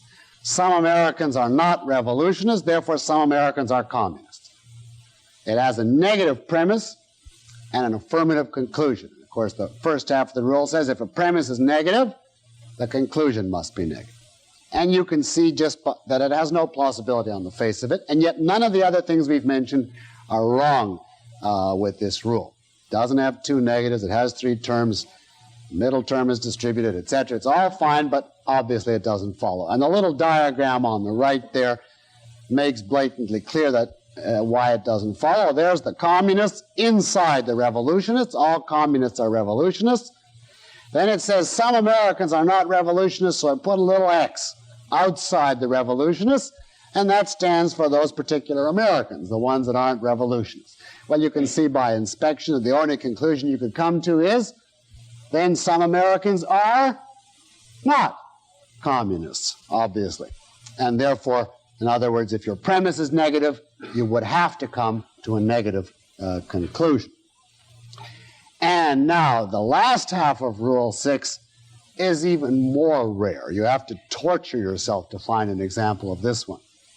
And there it is, 6b. All humans are rational beings. All rational beings are responsible beings. Therefore, some responsible beings are not human. This is the only example about that there is of this rule. And it happens that you violate only this half of this rule and nothing else because we chose here three terms: humans, rational beings, and responsible beings, which are exactly coextensive. Everything which is human is rational. Everything which is rational is responsible. And you can only get a violation of this half of this rule if the three terms are exactly coextensive. And it's obvious on the face of it that if so, you cannot conclude some responsible beings are not human. You could have to conclude some responsible beings are human. In fact, in that case, you could conclude all of them are human. In other words, from two affirmative premises, you have to have an affirmative conclusion. Or as the rule puts it, if the conclusion is negative, one premise must be negative. Now, I don't make a big production about Rule 5. You have to watch for it, but in real life, almost nobody ever violates it. Now, we can summarize our negative rules, that is, Rule 4 and 5, our rules of quality, like this. You've got two choices in a valid argument. Either all of its constituents are affirmative, that is, A's and I's, or if there is any negative at all, anywhere, there's only one permissible pattern, and that is one negative premise, in which case there must be a negative conclusion. That's your only two patterns. You're prohibited from having two negatives and an affirmative conclusion by the two negative rule.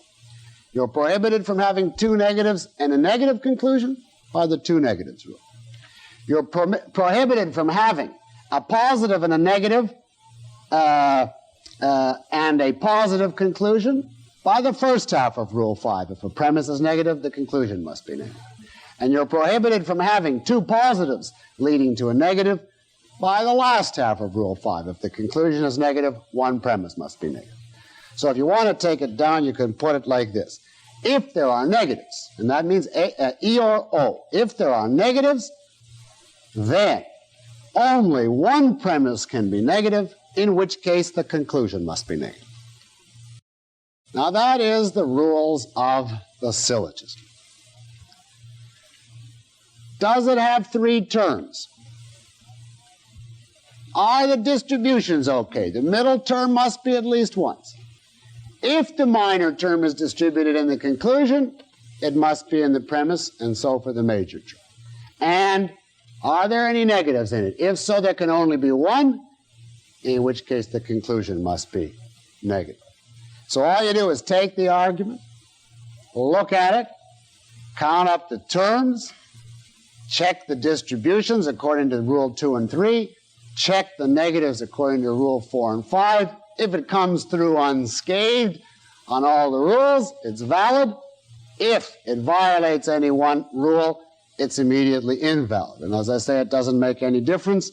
If it violates more than one rule, once you know it's invalid, it's like pregnancy. It's over, and there's no use, there's no degrees of it, so there's no point finding out that there's more invalidity.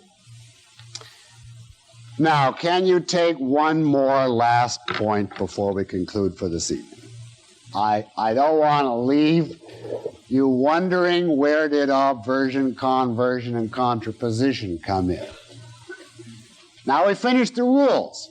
This is not a rule anymore. That's the end of the rules. But I want to show you where these processes of obversion and conversion and contraposition come in.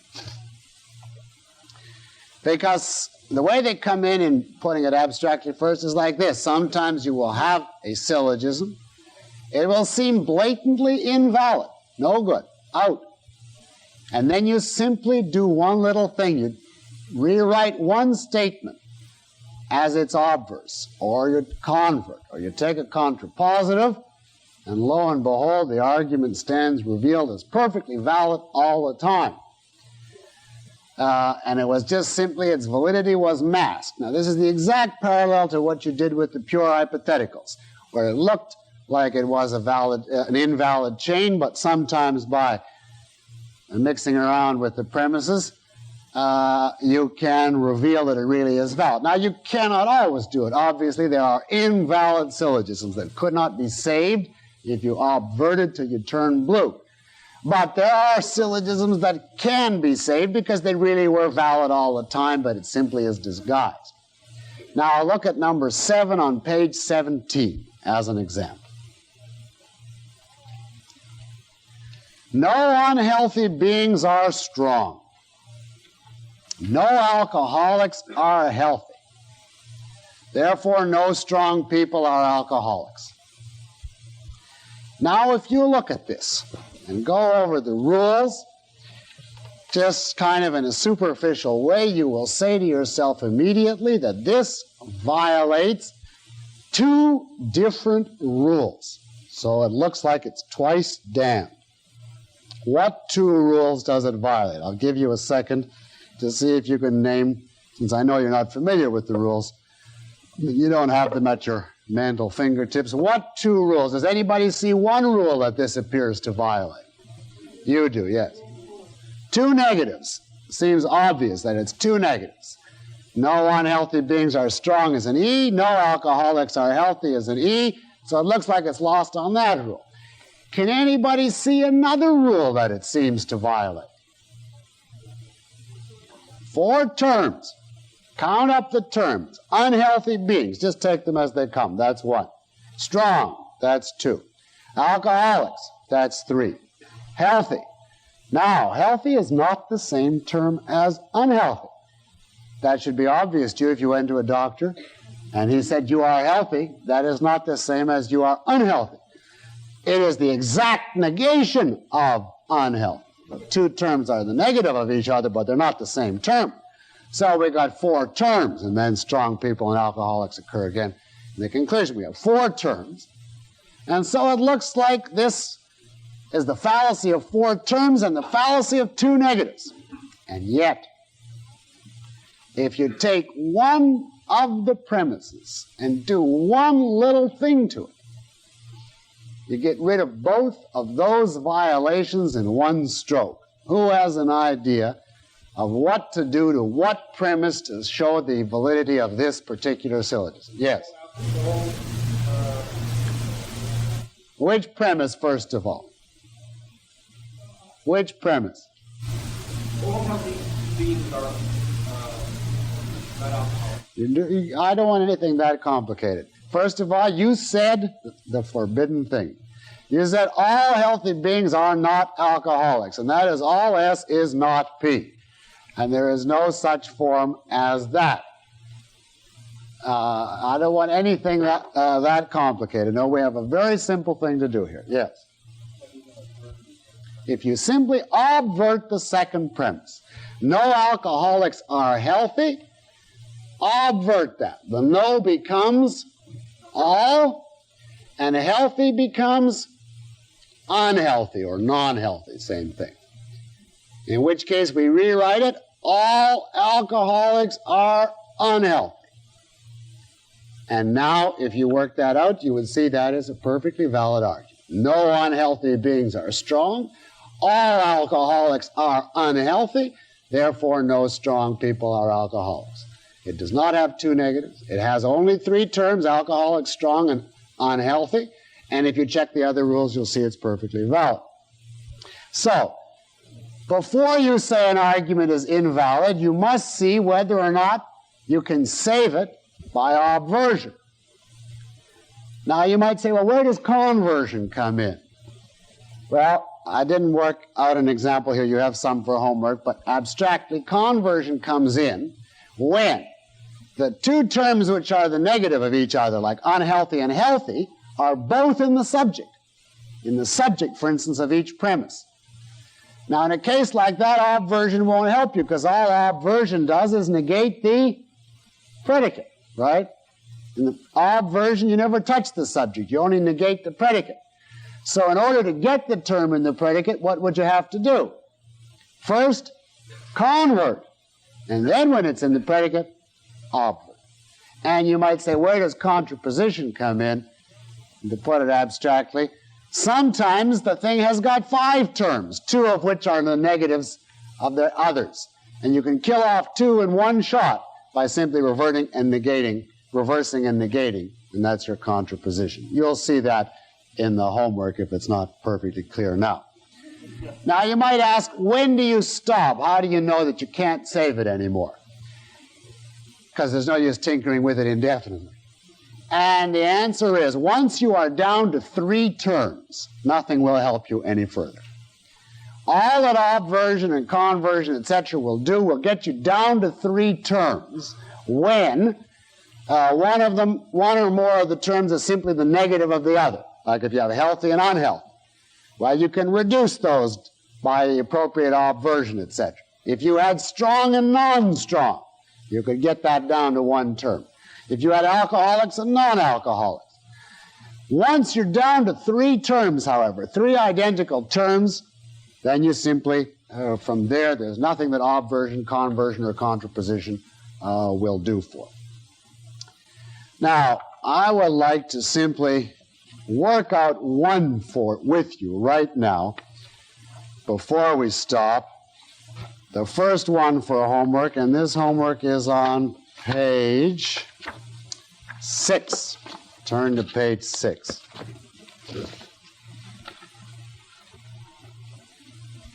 Now, the only homework I'm assigning so far is the exercise beginning categorical syllogisms. You're not ready for that one on immediate inference yet, because that includes immediate inferences that we will take next week, so we'll leave that for now.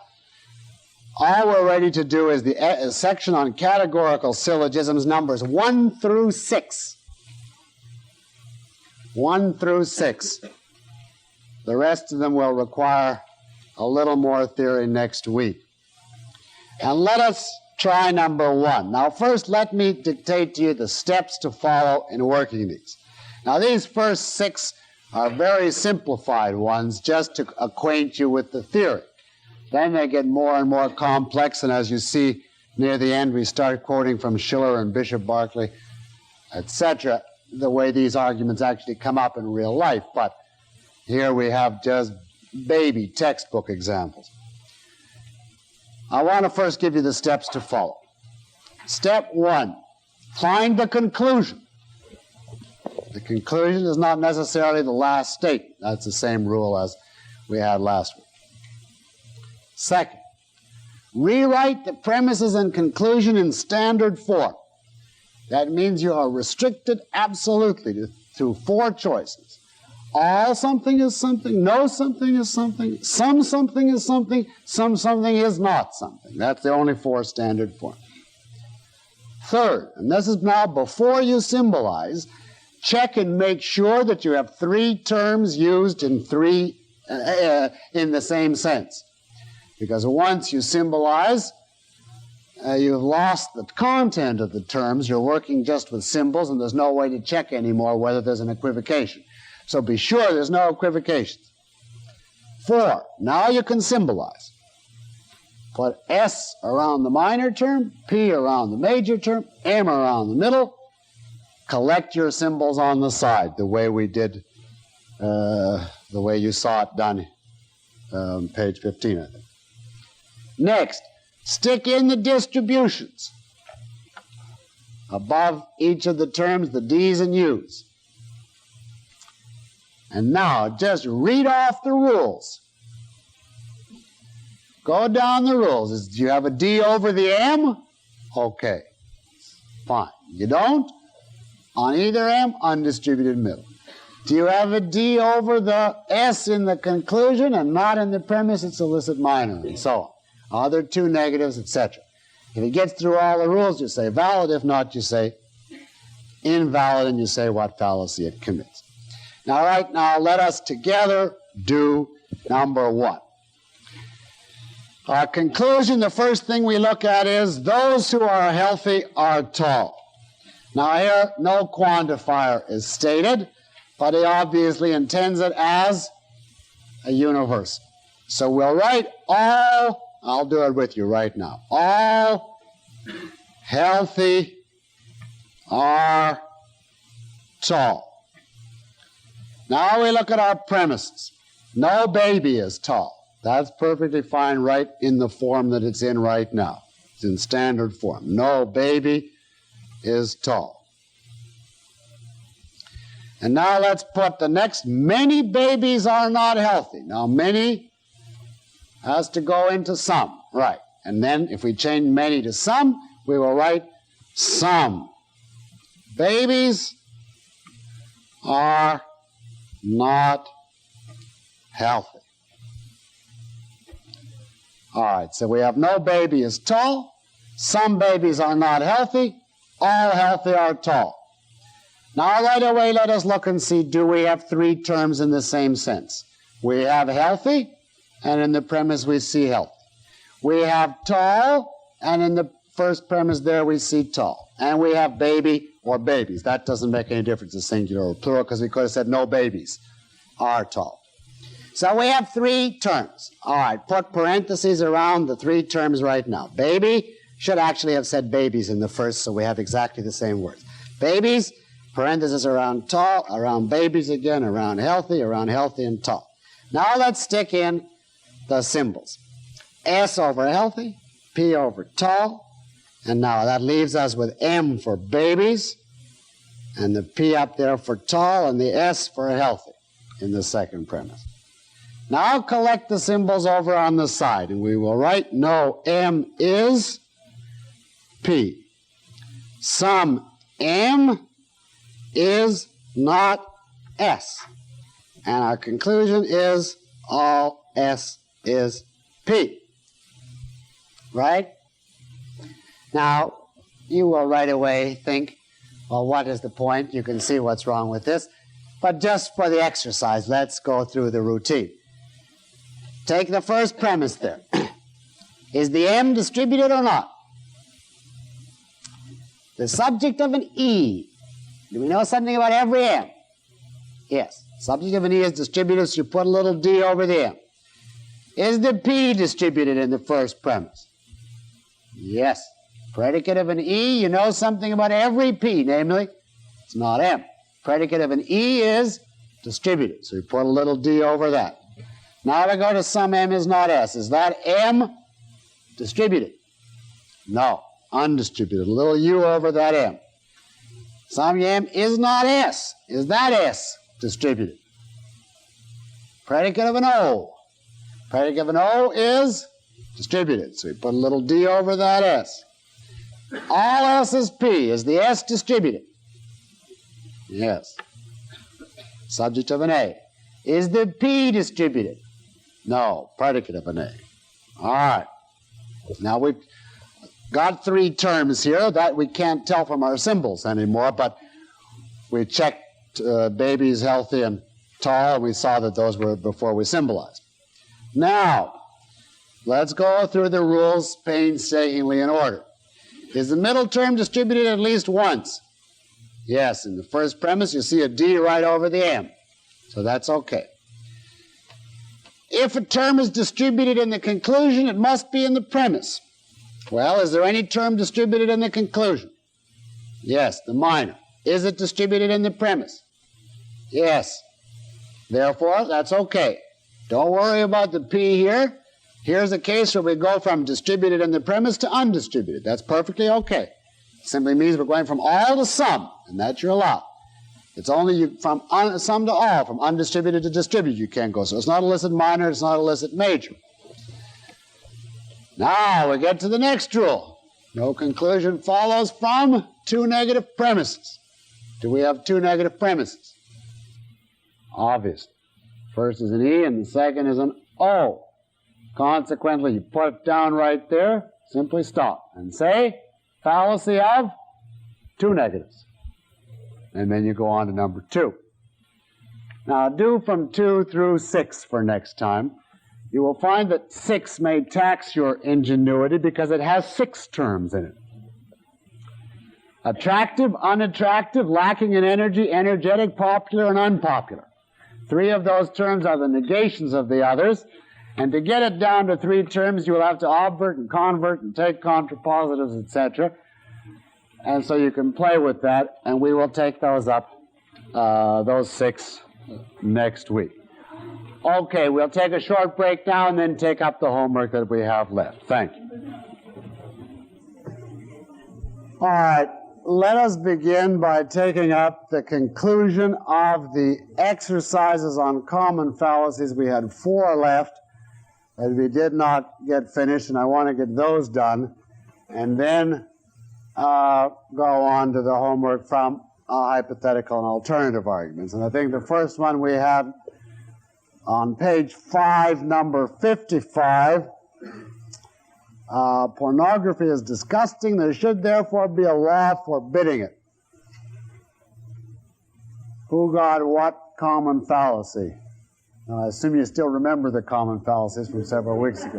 Yes. I got irrelevant conclusion. Irrelevant conclusion is what I intended. It simply is a non sequitur. It does not follow from the fact that something is disgusting that there should be a law forbidding it. 56, this one about the movie. You have the money, you're going to go to the theater. Is there a movie playing? Yes. And then he carefully qualifies his conclusion. Then I can only conclude that barring some unforeseen circumstance or a change in your plans, you will see a movie on Thursday. Now, what did you get for this one? Yes. That's what I got. Valid. I just put that in for the heck of it, so you wouldn't assume that everything is invalid. Now, I have given this example to classes at school, and I have been told this is a neglected aspect. Even though it was carefully qualified, barring unforeseen circumstances or a change in your plans, I thought I had taken into account all contingencies. And I've had a student on exams say, maybe he's blind, and therefore it's a neglected aspect.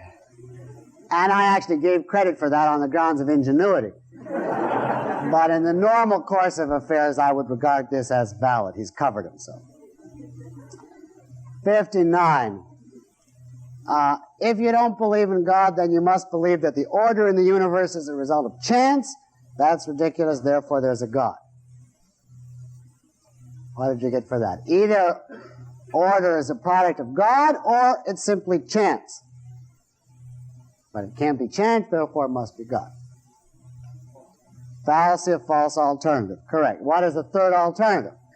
What about the law of cause and effect being inherent in the laws of logic and therefore inherent in the fact of existence as such? So the alternative is not chance or supernatural, but natural law inherent in the identity of the acting entities. Therefore, false alternative. And finally, 61, in a free country, men agree to abide by majority rule. The majority in this country regard abstract philosophy as a waste of time. You're a man dedicated to freedom, therefore you must accept and abide by the majority's view on this question. What fallacy is that? Yes. Equivocation, you say. I agree. On what phrase? Or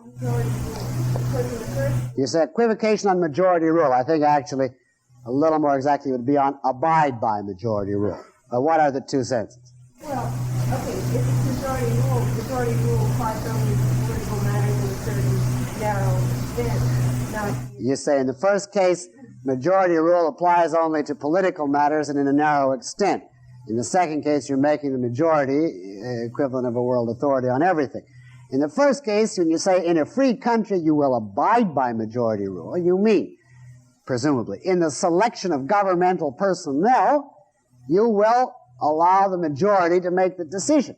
That doesn't mean you will necessarily agree that the majority chose the right people.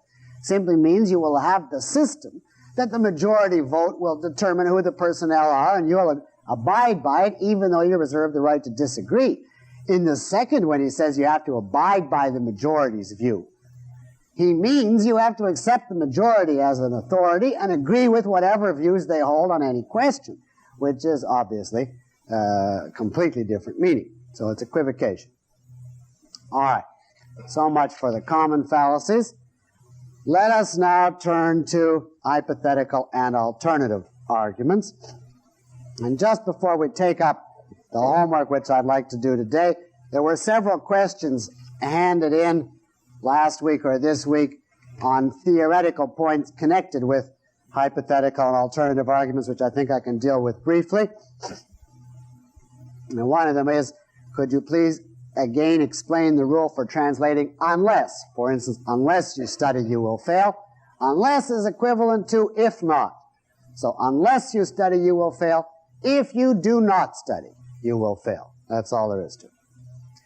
Now, this is a question that several people raised. Why is denying the consequent valid? Several people were not happy that they really understood why denying the consequent was valid. Well, instead of repeating the point that I made last week, I'll give you a different angle for looking at that. You see clearly why affirming the antecedent is valid. P implies Q, P, therefore Q. Well, all you have to see is that any denying the consequent can be rewritten as affirming the antecedent. And consequently, if you see that affirming the antecedent is true, that'll carry over for denying the consequent. If you want to see this point, write down, since I don't have a board, first of all, write down the structure of denying the consequent. P implies Q, Q prime, therefore P prime. That's denying the consequent. Now, you know the rule that whenever you have a hypothetical premise, P implies Q, you're always entitled to reverse and negate, right? So the premise P implies Q could have been rewritten how? Q prime implies P prime, right? So simply rewrite that. Start a new argument with your first premise, Q prime implies P prime. And now put in your same second premise, Q prime, and your conclusion, P prime, and what form is that?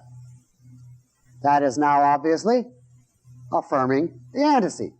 In other words, we simply translated denying the consequent into affirming the antecedent, and you can always do that. And therefore, if you ask why is denying the consequent valid, it's simply another way of writing affirming the antecedent. And that's why, by the way, when we take up the homework, half of you will have affirming the antecedent, and half of you will have denying the consequent for the same argument, depending upon whether you wrote the original premise as P implies Q or you reversed and negated, which you're always free to do. Any affirming the antecedent can be rewritten as denying the consequent and vice versa. The same is true, by the way, for the two invalid forms. Any denying the antecedent can be rewritten as affirming the consequent and vice versa. So again, and when we take up the homework, you won't necessarily have the same fallacy as the particular person that volunteers. As long as you get it invalid, that's what counts, if it's invalid. Then I have a question. Is there a proof of the validity of affirming the antecedent? Well, I didn't attempt to reduce every one of these forms of argument back to the law of contradiction, but in fact they all reduce back to the law of contradiction and therefore ultimately to the law of identity. For instance, if I say P implies Q, P, therefore not Q, what am I saying? P implies Q, and here's a P that doesn't, which is a direct contradiction. So in that sense, affirming the antecedent is valid because the alternative conclusion would be a contradiction. Now here's the question which I could not resist answering. It begins, panic just set in.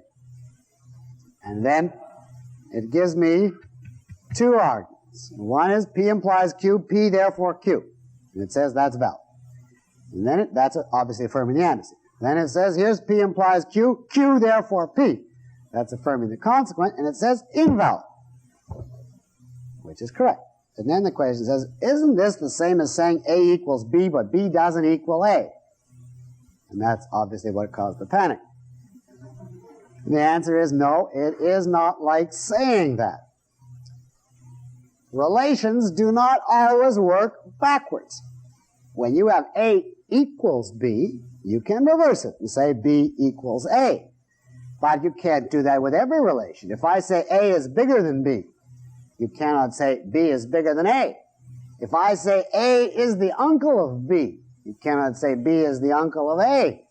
If I say A is to the left of B, you cannot say B is to the left of A.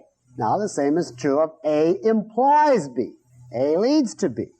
You cannot from that infer B implies A. You cannot simply reverse an implication. You can reverse and negate it, and you'll get B prime implies A prime. And this person was obviously assuming that any relationship can be simply reversed, and therefore he wonders why does it hold good in one case and not in the other. But if you see that you can't do that, you won't have a problem. And now one last one before we take up the homework. This is written on long yellow paper, and I mention that because it's got two parts. The first part is of general interest, and the second is not. The first part is it permissible to ignore one of the premises in an argument if the argument can be proven valid without that premise? The answer is certainly yes. You don't need the person's life story for the argument to be valid. You only need the premises required to make it valid. So if he gives you more information than required, you ignore the part you don't need. The rest of this, however, goes on to work out one of the ones we did in class, as though you could dispense with one of the premises, and makes a blatant error in the process of doing it, which I won't take the class time up to discuss, but if the person is here who handed this one in, if he comes up after, I'll show you where you equated P and R by inadvertency, and therefore wiped out your example. All right, let us now turn to the homework starting on page 5. To get to Boston by the time the speech started, he would have had to drive at least 60. Obviously, therefore, he didn't make the speech on time because he always drives over 70. What is, oh well, before we do anything, let's have a volunteer. Do we have a volunteer to do this one? Well, can anybody tell me what? All right, we have, yes. What is the first step?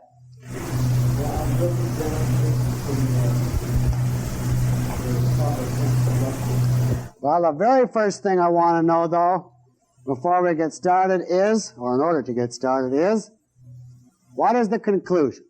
Now, is there a word here that indicates to you that something following it is the conclusion? Therefore, that's the indicator. So we know the conclusion is he made the speech on time. Now the next trick is to try and get some clue what type of argument it is.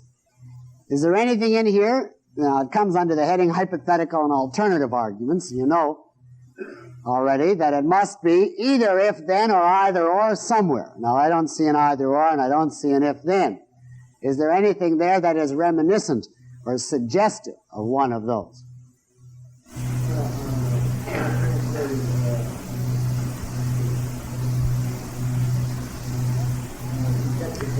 To get to Boston by the time the speech started, obviously, is simply if he's going to get to Boston by the time the speech started, then he would have had to drive at least 60 miles per hour on the average. Now, we could never write down all that because cataleptic boredom would sit in to write down all those words. So, for brevity, let's say you condense that premise like this. If make speech, then 60 at least. Or, if you want to be even briefer, if speech, then 60. Or, if SP, then 60. So anything, so as long as you remember what it stands for. But let's say we make it if make speech, then 60 at least. That's our hypothetical premise. And what is our categorical premise? He drives at 70, but we have to use exactly the same words. You can't bring in any different words. What are we entitled to say if he drives over 70, and what do we know for sure? He's driving at least at 60, right. So our second premise will be 60 at least. And our conclusion would be?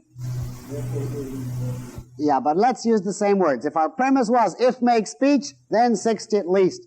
And the next premise is 60 at least, what will the conclusion be? Don't put in he will.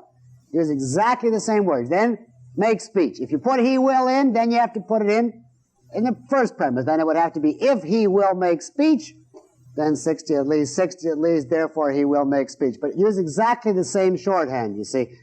And then you know you're allowed to symbolize it. All right, now symbolize it for me. And you would have P implies Q. No. P implies Q, and our second premise is 60 at least, which is the same as Q. So P implies Q. Q, therefore, P, which is what form of a mixed hypothetical? This is obviously a mixed hypothetical. What form? Affirming the consequent, is it valid or invalid? Invalid. Now, how many had that this was denying the antecedent? Well, then, it could equally well be denying the antecedent, in which case you wrote the contrapositive of the hypothetical. Your hypothetical premise would then have been, if not 60, then not make speech, which is just the reversal of negation.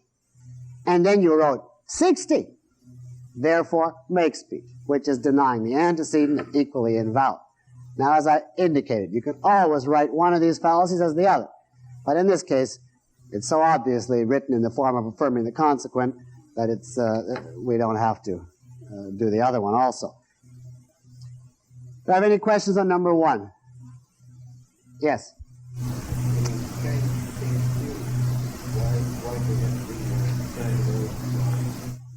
You can use any letters you want, but... Oh.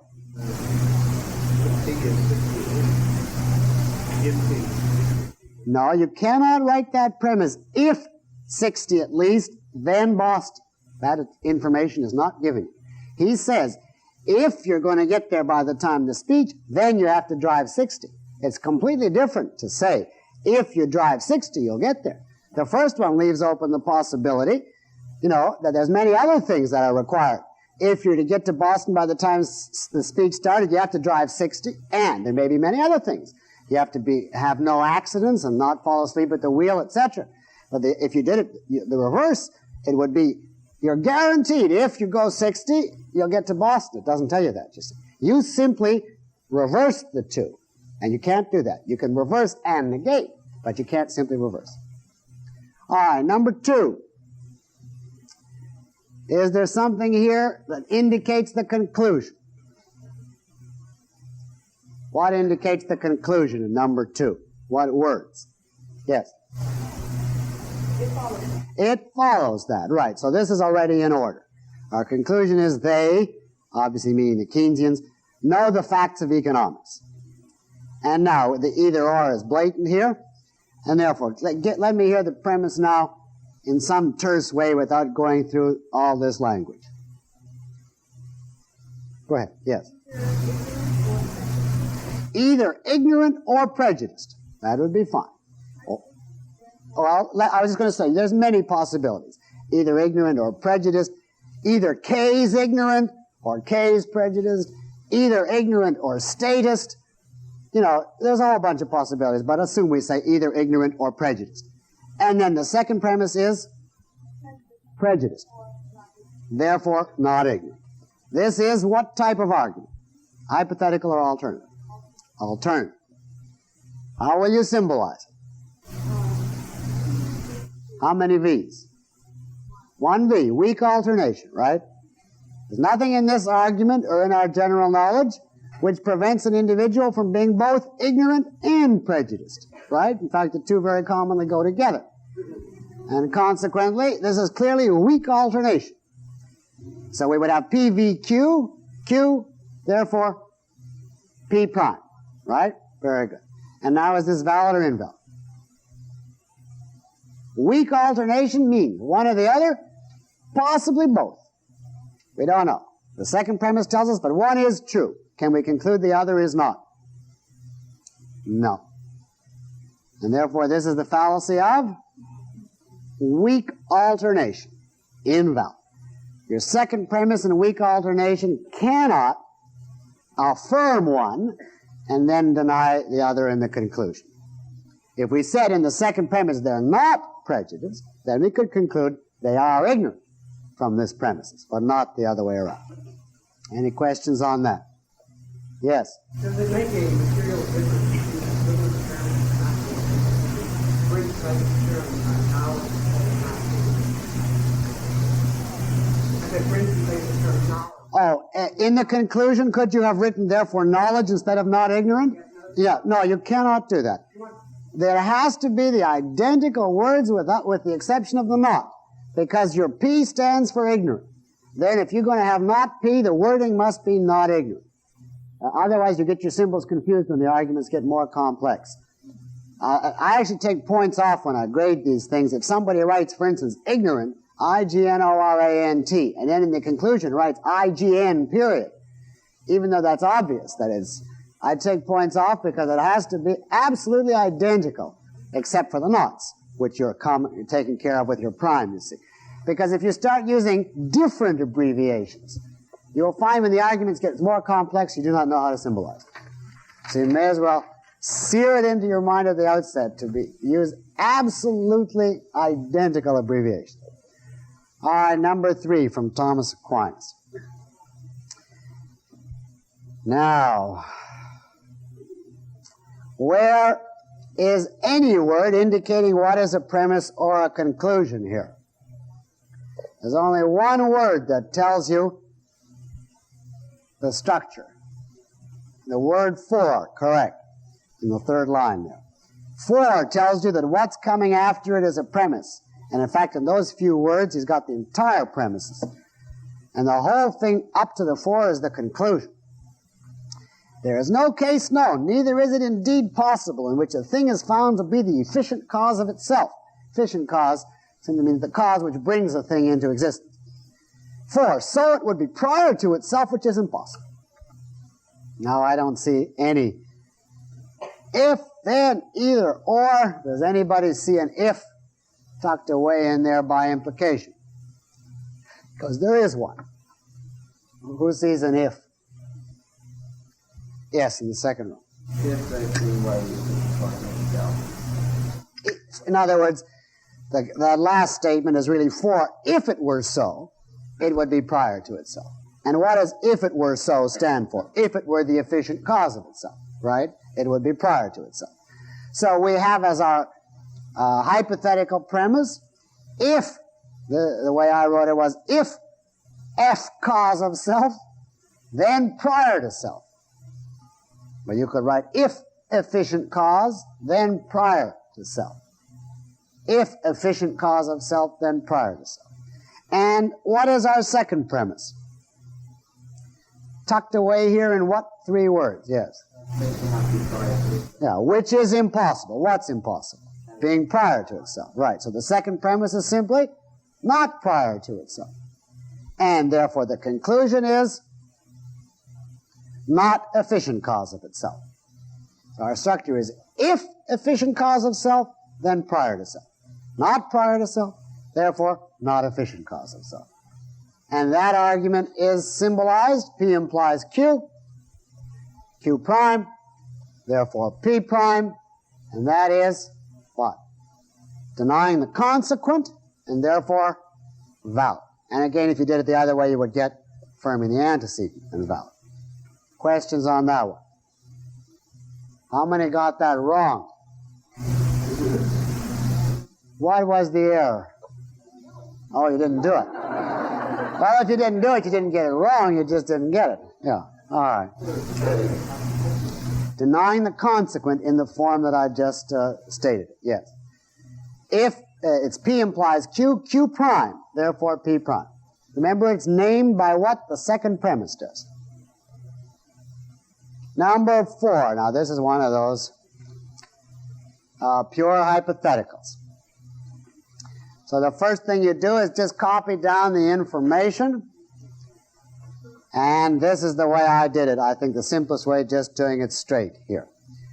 It's all in order, so we just copy. Only if eligible, then not child.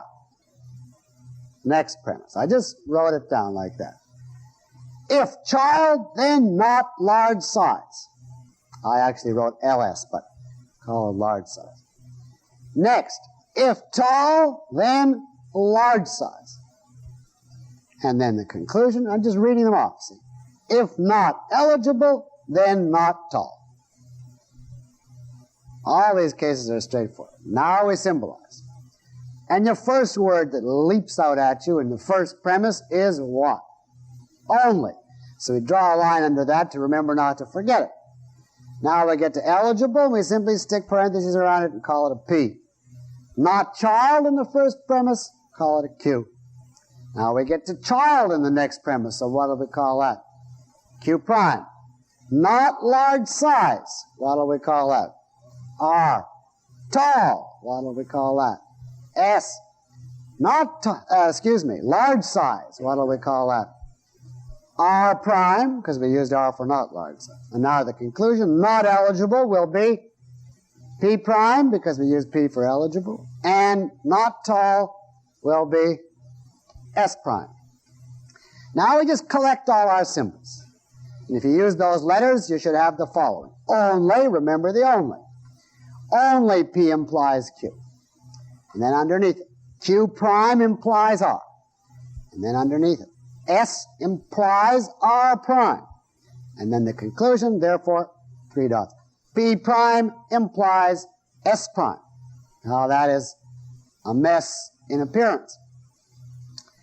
Now the question is, can we save it? Now some of you will have gone wrong, because when you symbolized Q prime or R prime in the argument, you put the prime in, the little apostrophe, in such a way that it looked like a smudge. And therefore, when you came to copy the symbols, you left it out. And therefore, you didn't copy it correctly, and you're lost. That's why you should emphasize those prime marks. Make big, thick marks so you see them.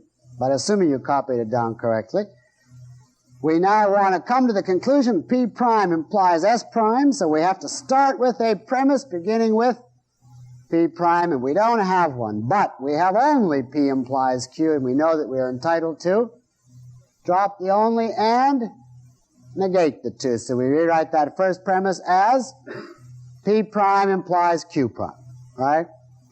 The next one just carries across without any trouble. Q prime implies R. And now we need one that starts with R to pick up the chain and ends with S prime. Match the end of the conclusion. We need R implies S prime, but we don't. We have S implies R prime. But what can we do to S implies R prime? Reverse and negate. And when you negate R prime, you get simply R. Not R, it's simply R. And therefore that reverses and negates to R implies S prime, which is just what we need. And therefore this is a valid chain. This conclusion follows from those premises. Any questions on this one? Yes?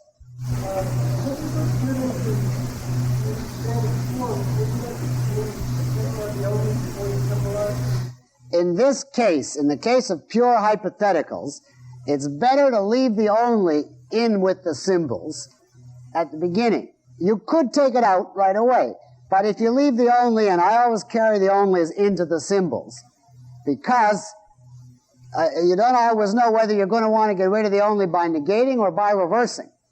And if you carry the only into the symbols, you can tell at a glance here that you need to negate, you see.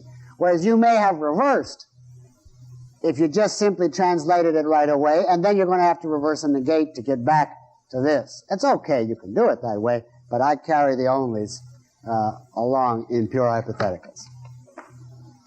All right, number 5, we're now on page 6. Either you take a full lunch or you complete your letter today, but not both. You can't therefore take a full lunch because you must complete your letter today. What's the conclusion? What's the word indicating the conclusion? Therefore.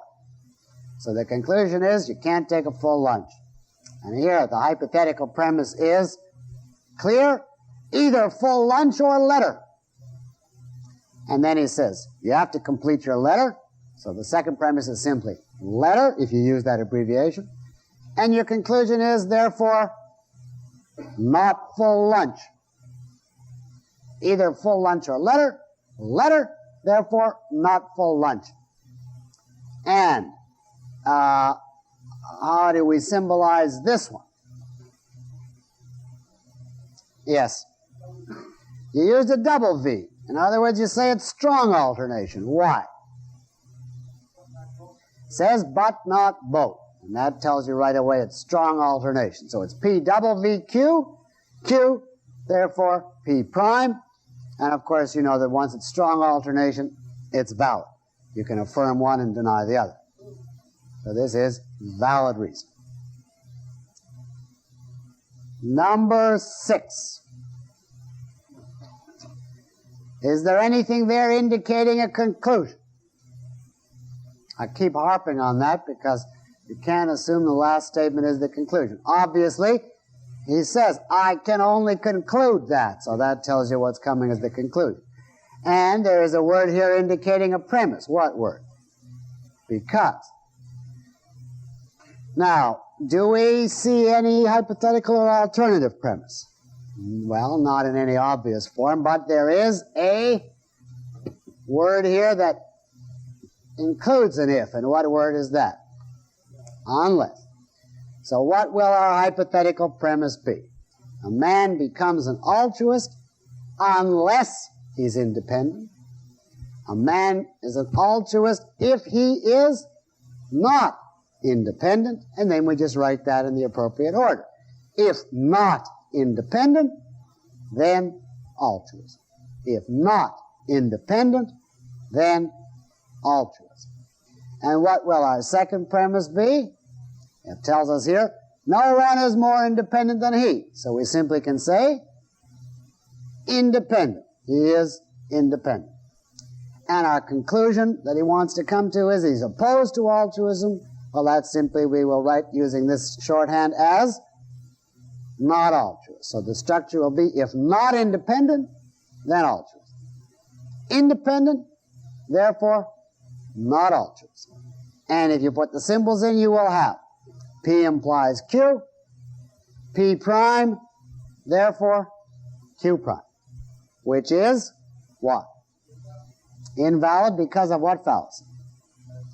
Denying the antecedent. Right. How many got that one right? Oh, well, that's very good. Does anybody have any questions on that one? Yes. Because notice you said P implies Q, where you started with unless P, Now, you can't start with unless P. Well, our standard form is worked out only for if-then. So you must translate the unless into if not. And so I started with if not independent, then altruist. Yes, you can't symbolize till you get it into standard form. That's true of any argument. It has to be either if-then or either or all is or no is or some is not. Yes? Could this also be the residual nature, particularly the phrase today's world and actually less, not real? You'd have to tell me, first of all, in today's world is not essential to the structure of the validity of the argument. If you wanted to reformulate this as an alternative premise, is that what you want to suggest? Well, I'm sure it's impossible. Either you're independent or you're an altruist would be the reformulation, because that would be the same as if not independent, then an altruist. It would be weak alternation, in which case then it would be the fallacy of weak alternation. But there's no reason to do it as an alternative. You could, though. All right, let us look at number 7. Now here's one of these pure hypotheticals. I just might suggest to you as a good experiment, it just occurred to me now, when you do the ones for next week, before you work out the rules, take a guess in terms of just how it strikes you whether it's valid or not. And then where you'll have a check as to how good is your, so to speak, developed logical sense, because you won't have to rely on it, because you'll be able to give an exact worked out answer as to whether it's valid or not. But it's a good experiment, and if you see that you keep thinking it's valid or invalid and it comes out wrong, you know one or the other of two things. You have to do more work on logic, or you didn't learn how to work it out correctly, one of the two. All right, let's look at number 7. We just take these in order. The conclusion is indicated by hence. So, I put it this way. If rich, then happy. If not rich, then not worked. If not happy, then need sigh. Now, you could write psychiatrist if you want. Conclusion, if worked, then not need sigh. Now, that's just copying down the information to exactly as it's given us. Except here. It said, unless you are happy, and that one you had to change to, if not happy. That's all. The unless simply became if not. Other than that, it was all straightforward. Now we put the symbols in. P, Q. I'm just reading these in order as they come. P prime for not rich. R for not worked. Q prime for not happy. S for need sigh. And our conclusion will be R prime for work. And not need sigh will be S prime. Copy that information down. Simply the symbolic structure will have P implies Q. P prime implies R. Q prime implies S. Therefore, R prime implies S prime. Now, let's see what we can do. Can we make a valid chain out of that? It would have to start with R prime. Is there anything there that gives us an R prime at the beginning? Well, we have P prime implies R, and with that you can do what? Reverse and negate, in which case you'll get R prime implies P. Oh, you didn't use the same letter, so that's the trouble. If you don't, that's why I just simply start with P and go ahead merrily. Whatever comes next is Q, unless it's P prime. So, in this case, I'd have R prime implies P, and then the next premise just carries over without change. P implies Q. And now, if we only had Q implies S prime, all would be well, but we do not. Nor can we get it out of what we're given. We're given Q prime implies S. You cannot from that get Q implies S prime, because that would mean simply what? Negating both. There is no rule which permits you simply to negate both. If I say if a thing is a man, then it's mortal, I cannot say if it's not a man, then it's not mortal. There is no rule that permits you simply to negate. You can negate and reverse, but you can't simply negate. So the fact that we have Q prime implies S doesn't help us in the least to end up with the premise Q implies S prime. There is therefore nothing in this argument to give us the premise we need. Therefore, you simply quit at this point and you say a broken chain, invalid. How many got that right? And how many got that wrong? And did you get it wrong because you assumed you could just negate both? Remember, you can only rewrite these when you keep the same meaning. You cannot simply make whatever changes would be nice to make the argument valid. And there's no rule permitting you simply to negate both. Yes? As I symbolized it, the conclusion was R prime implies S prime. Namely, if you work, then you don't need a psychiatrist. Now, obviously, you could have wildly different symbols depending upon what letters you want to use, but I just started with P, and the next one was Q, and so on. All right, let us do 8, and then stop, leave 9 and 10 for next week. 8 is, the conclusion is indicated by therefore. It's about the Founding Fathers. And to put it for short, it's either pro-rights or pro-property. Or if you want to expand it to capture more of the flavor of the original meaning, either philosophically pro-rights or selfishly pro-property. That's the alternative, he's saying. And of course, this is a standard argument that's put forth. The second premise is he knows that they're selfishly pro-property. Therefore, it would simply be selfish pro-property. And the conclusion he comes to is, therefore, not philosophically pro-rights. How do you symbolize this? Well, it's alternation. P and Q, but what kind of alternation? Yes, this is definitely weak. There's nothing in the world to prevent both of those being true. A person can be philosophically pro-rights, committed to them on a philosophic principle, and selfishly in favor of his property at the exact same time. There's no conflict in the world between those two. And therefore, there's nothing to say that it's one or the other, but not both. He didn't say that explicitly, so we follow the rule. It's weak. Well, then, you'd say P v Q, Q therefore P prime, and therefore it's what? Fallacy. Fallacy of weak alternation. And of course, here it obviously does not follow from the fact that they're pro-property that they're not pro-rights. Although that's a common argument among Marxists in just this form. All right, we'll take up 9 and 10 next week. I'll try and catch up some of the backlog of questions, and we'll finish off the syllogism next week. Thank you.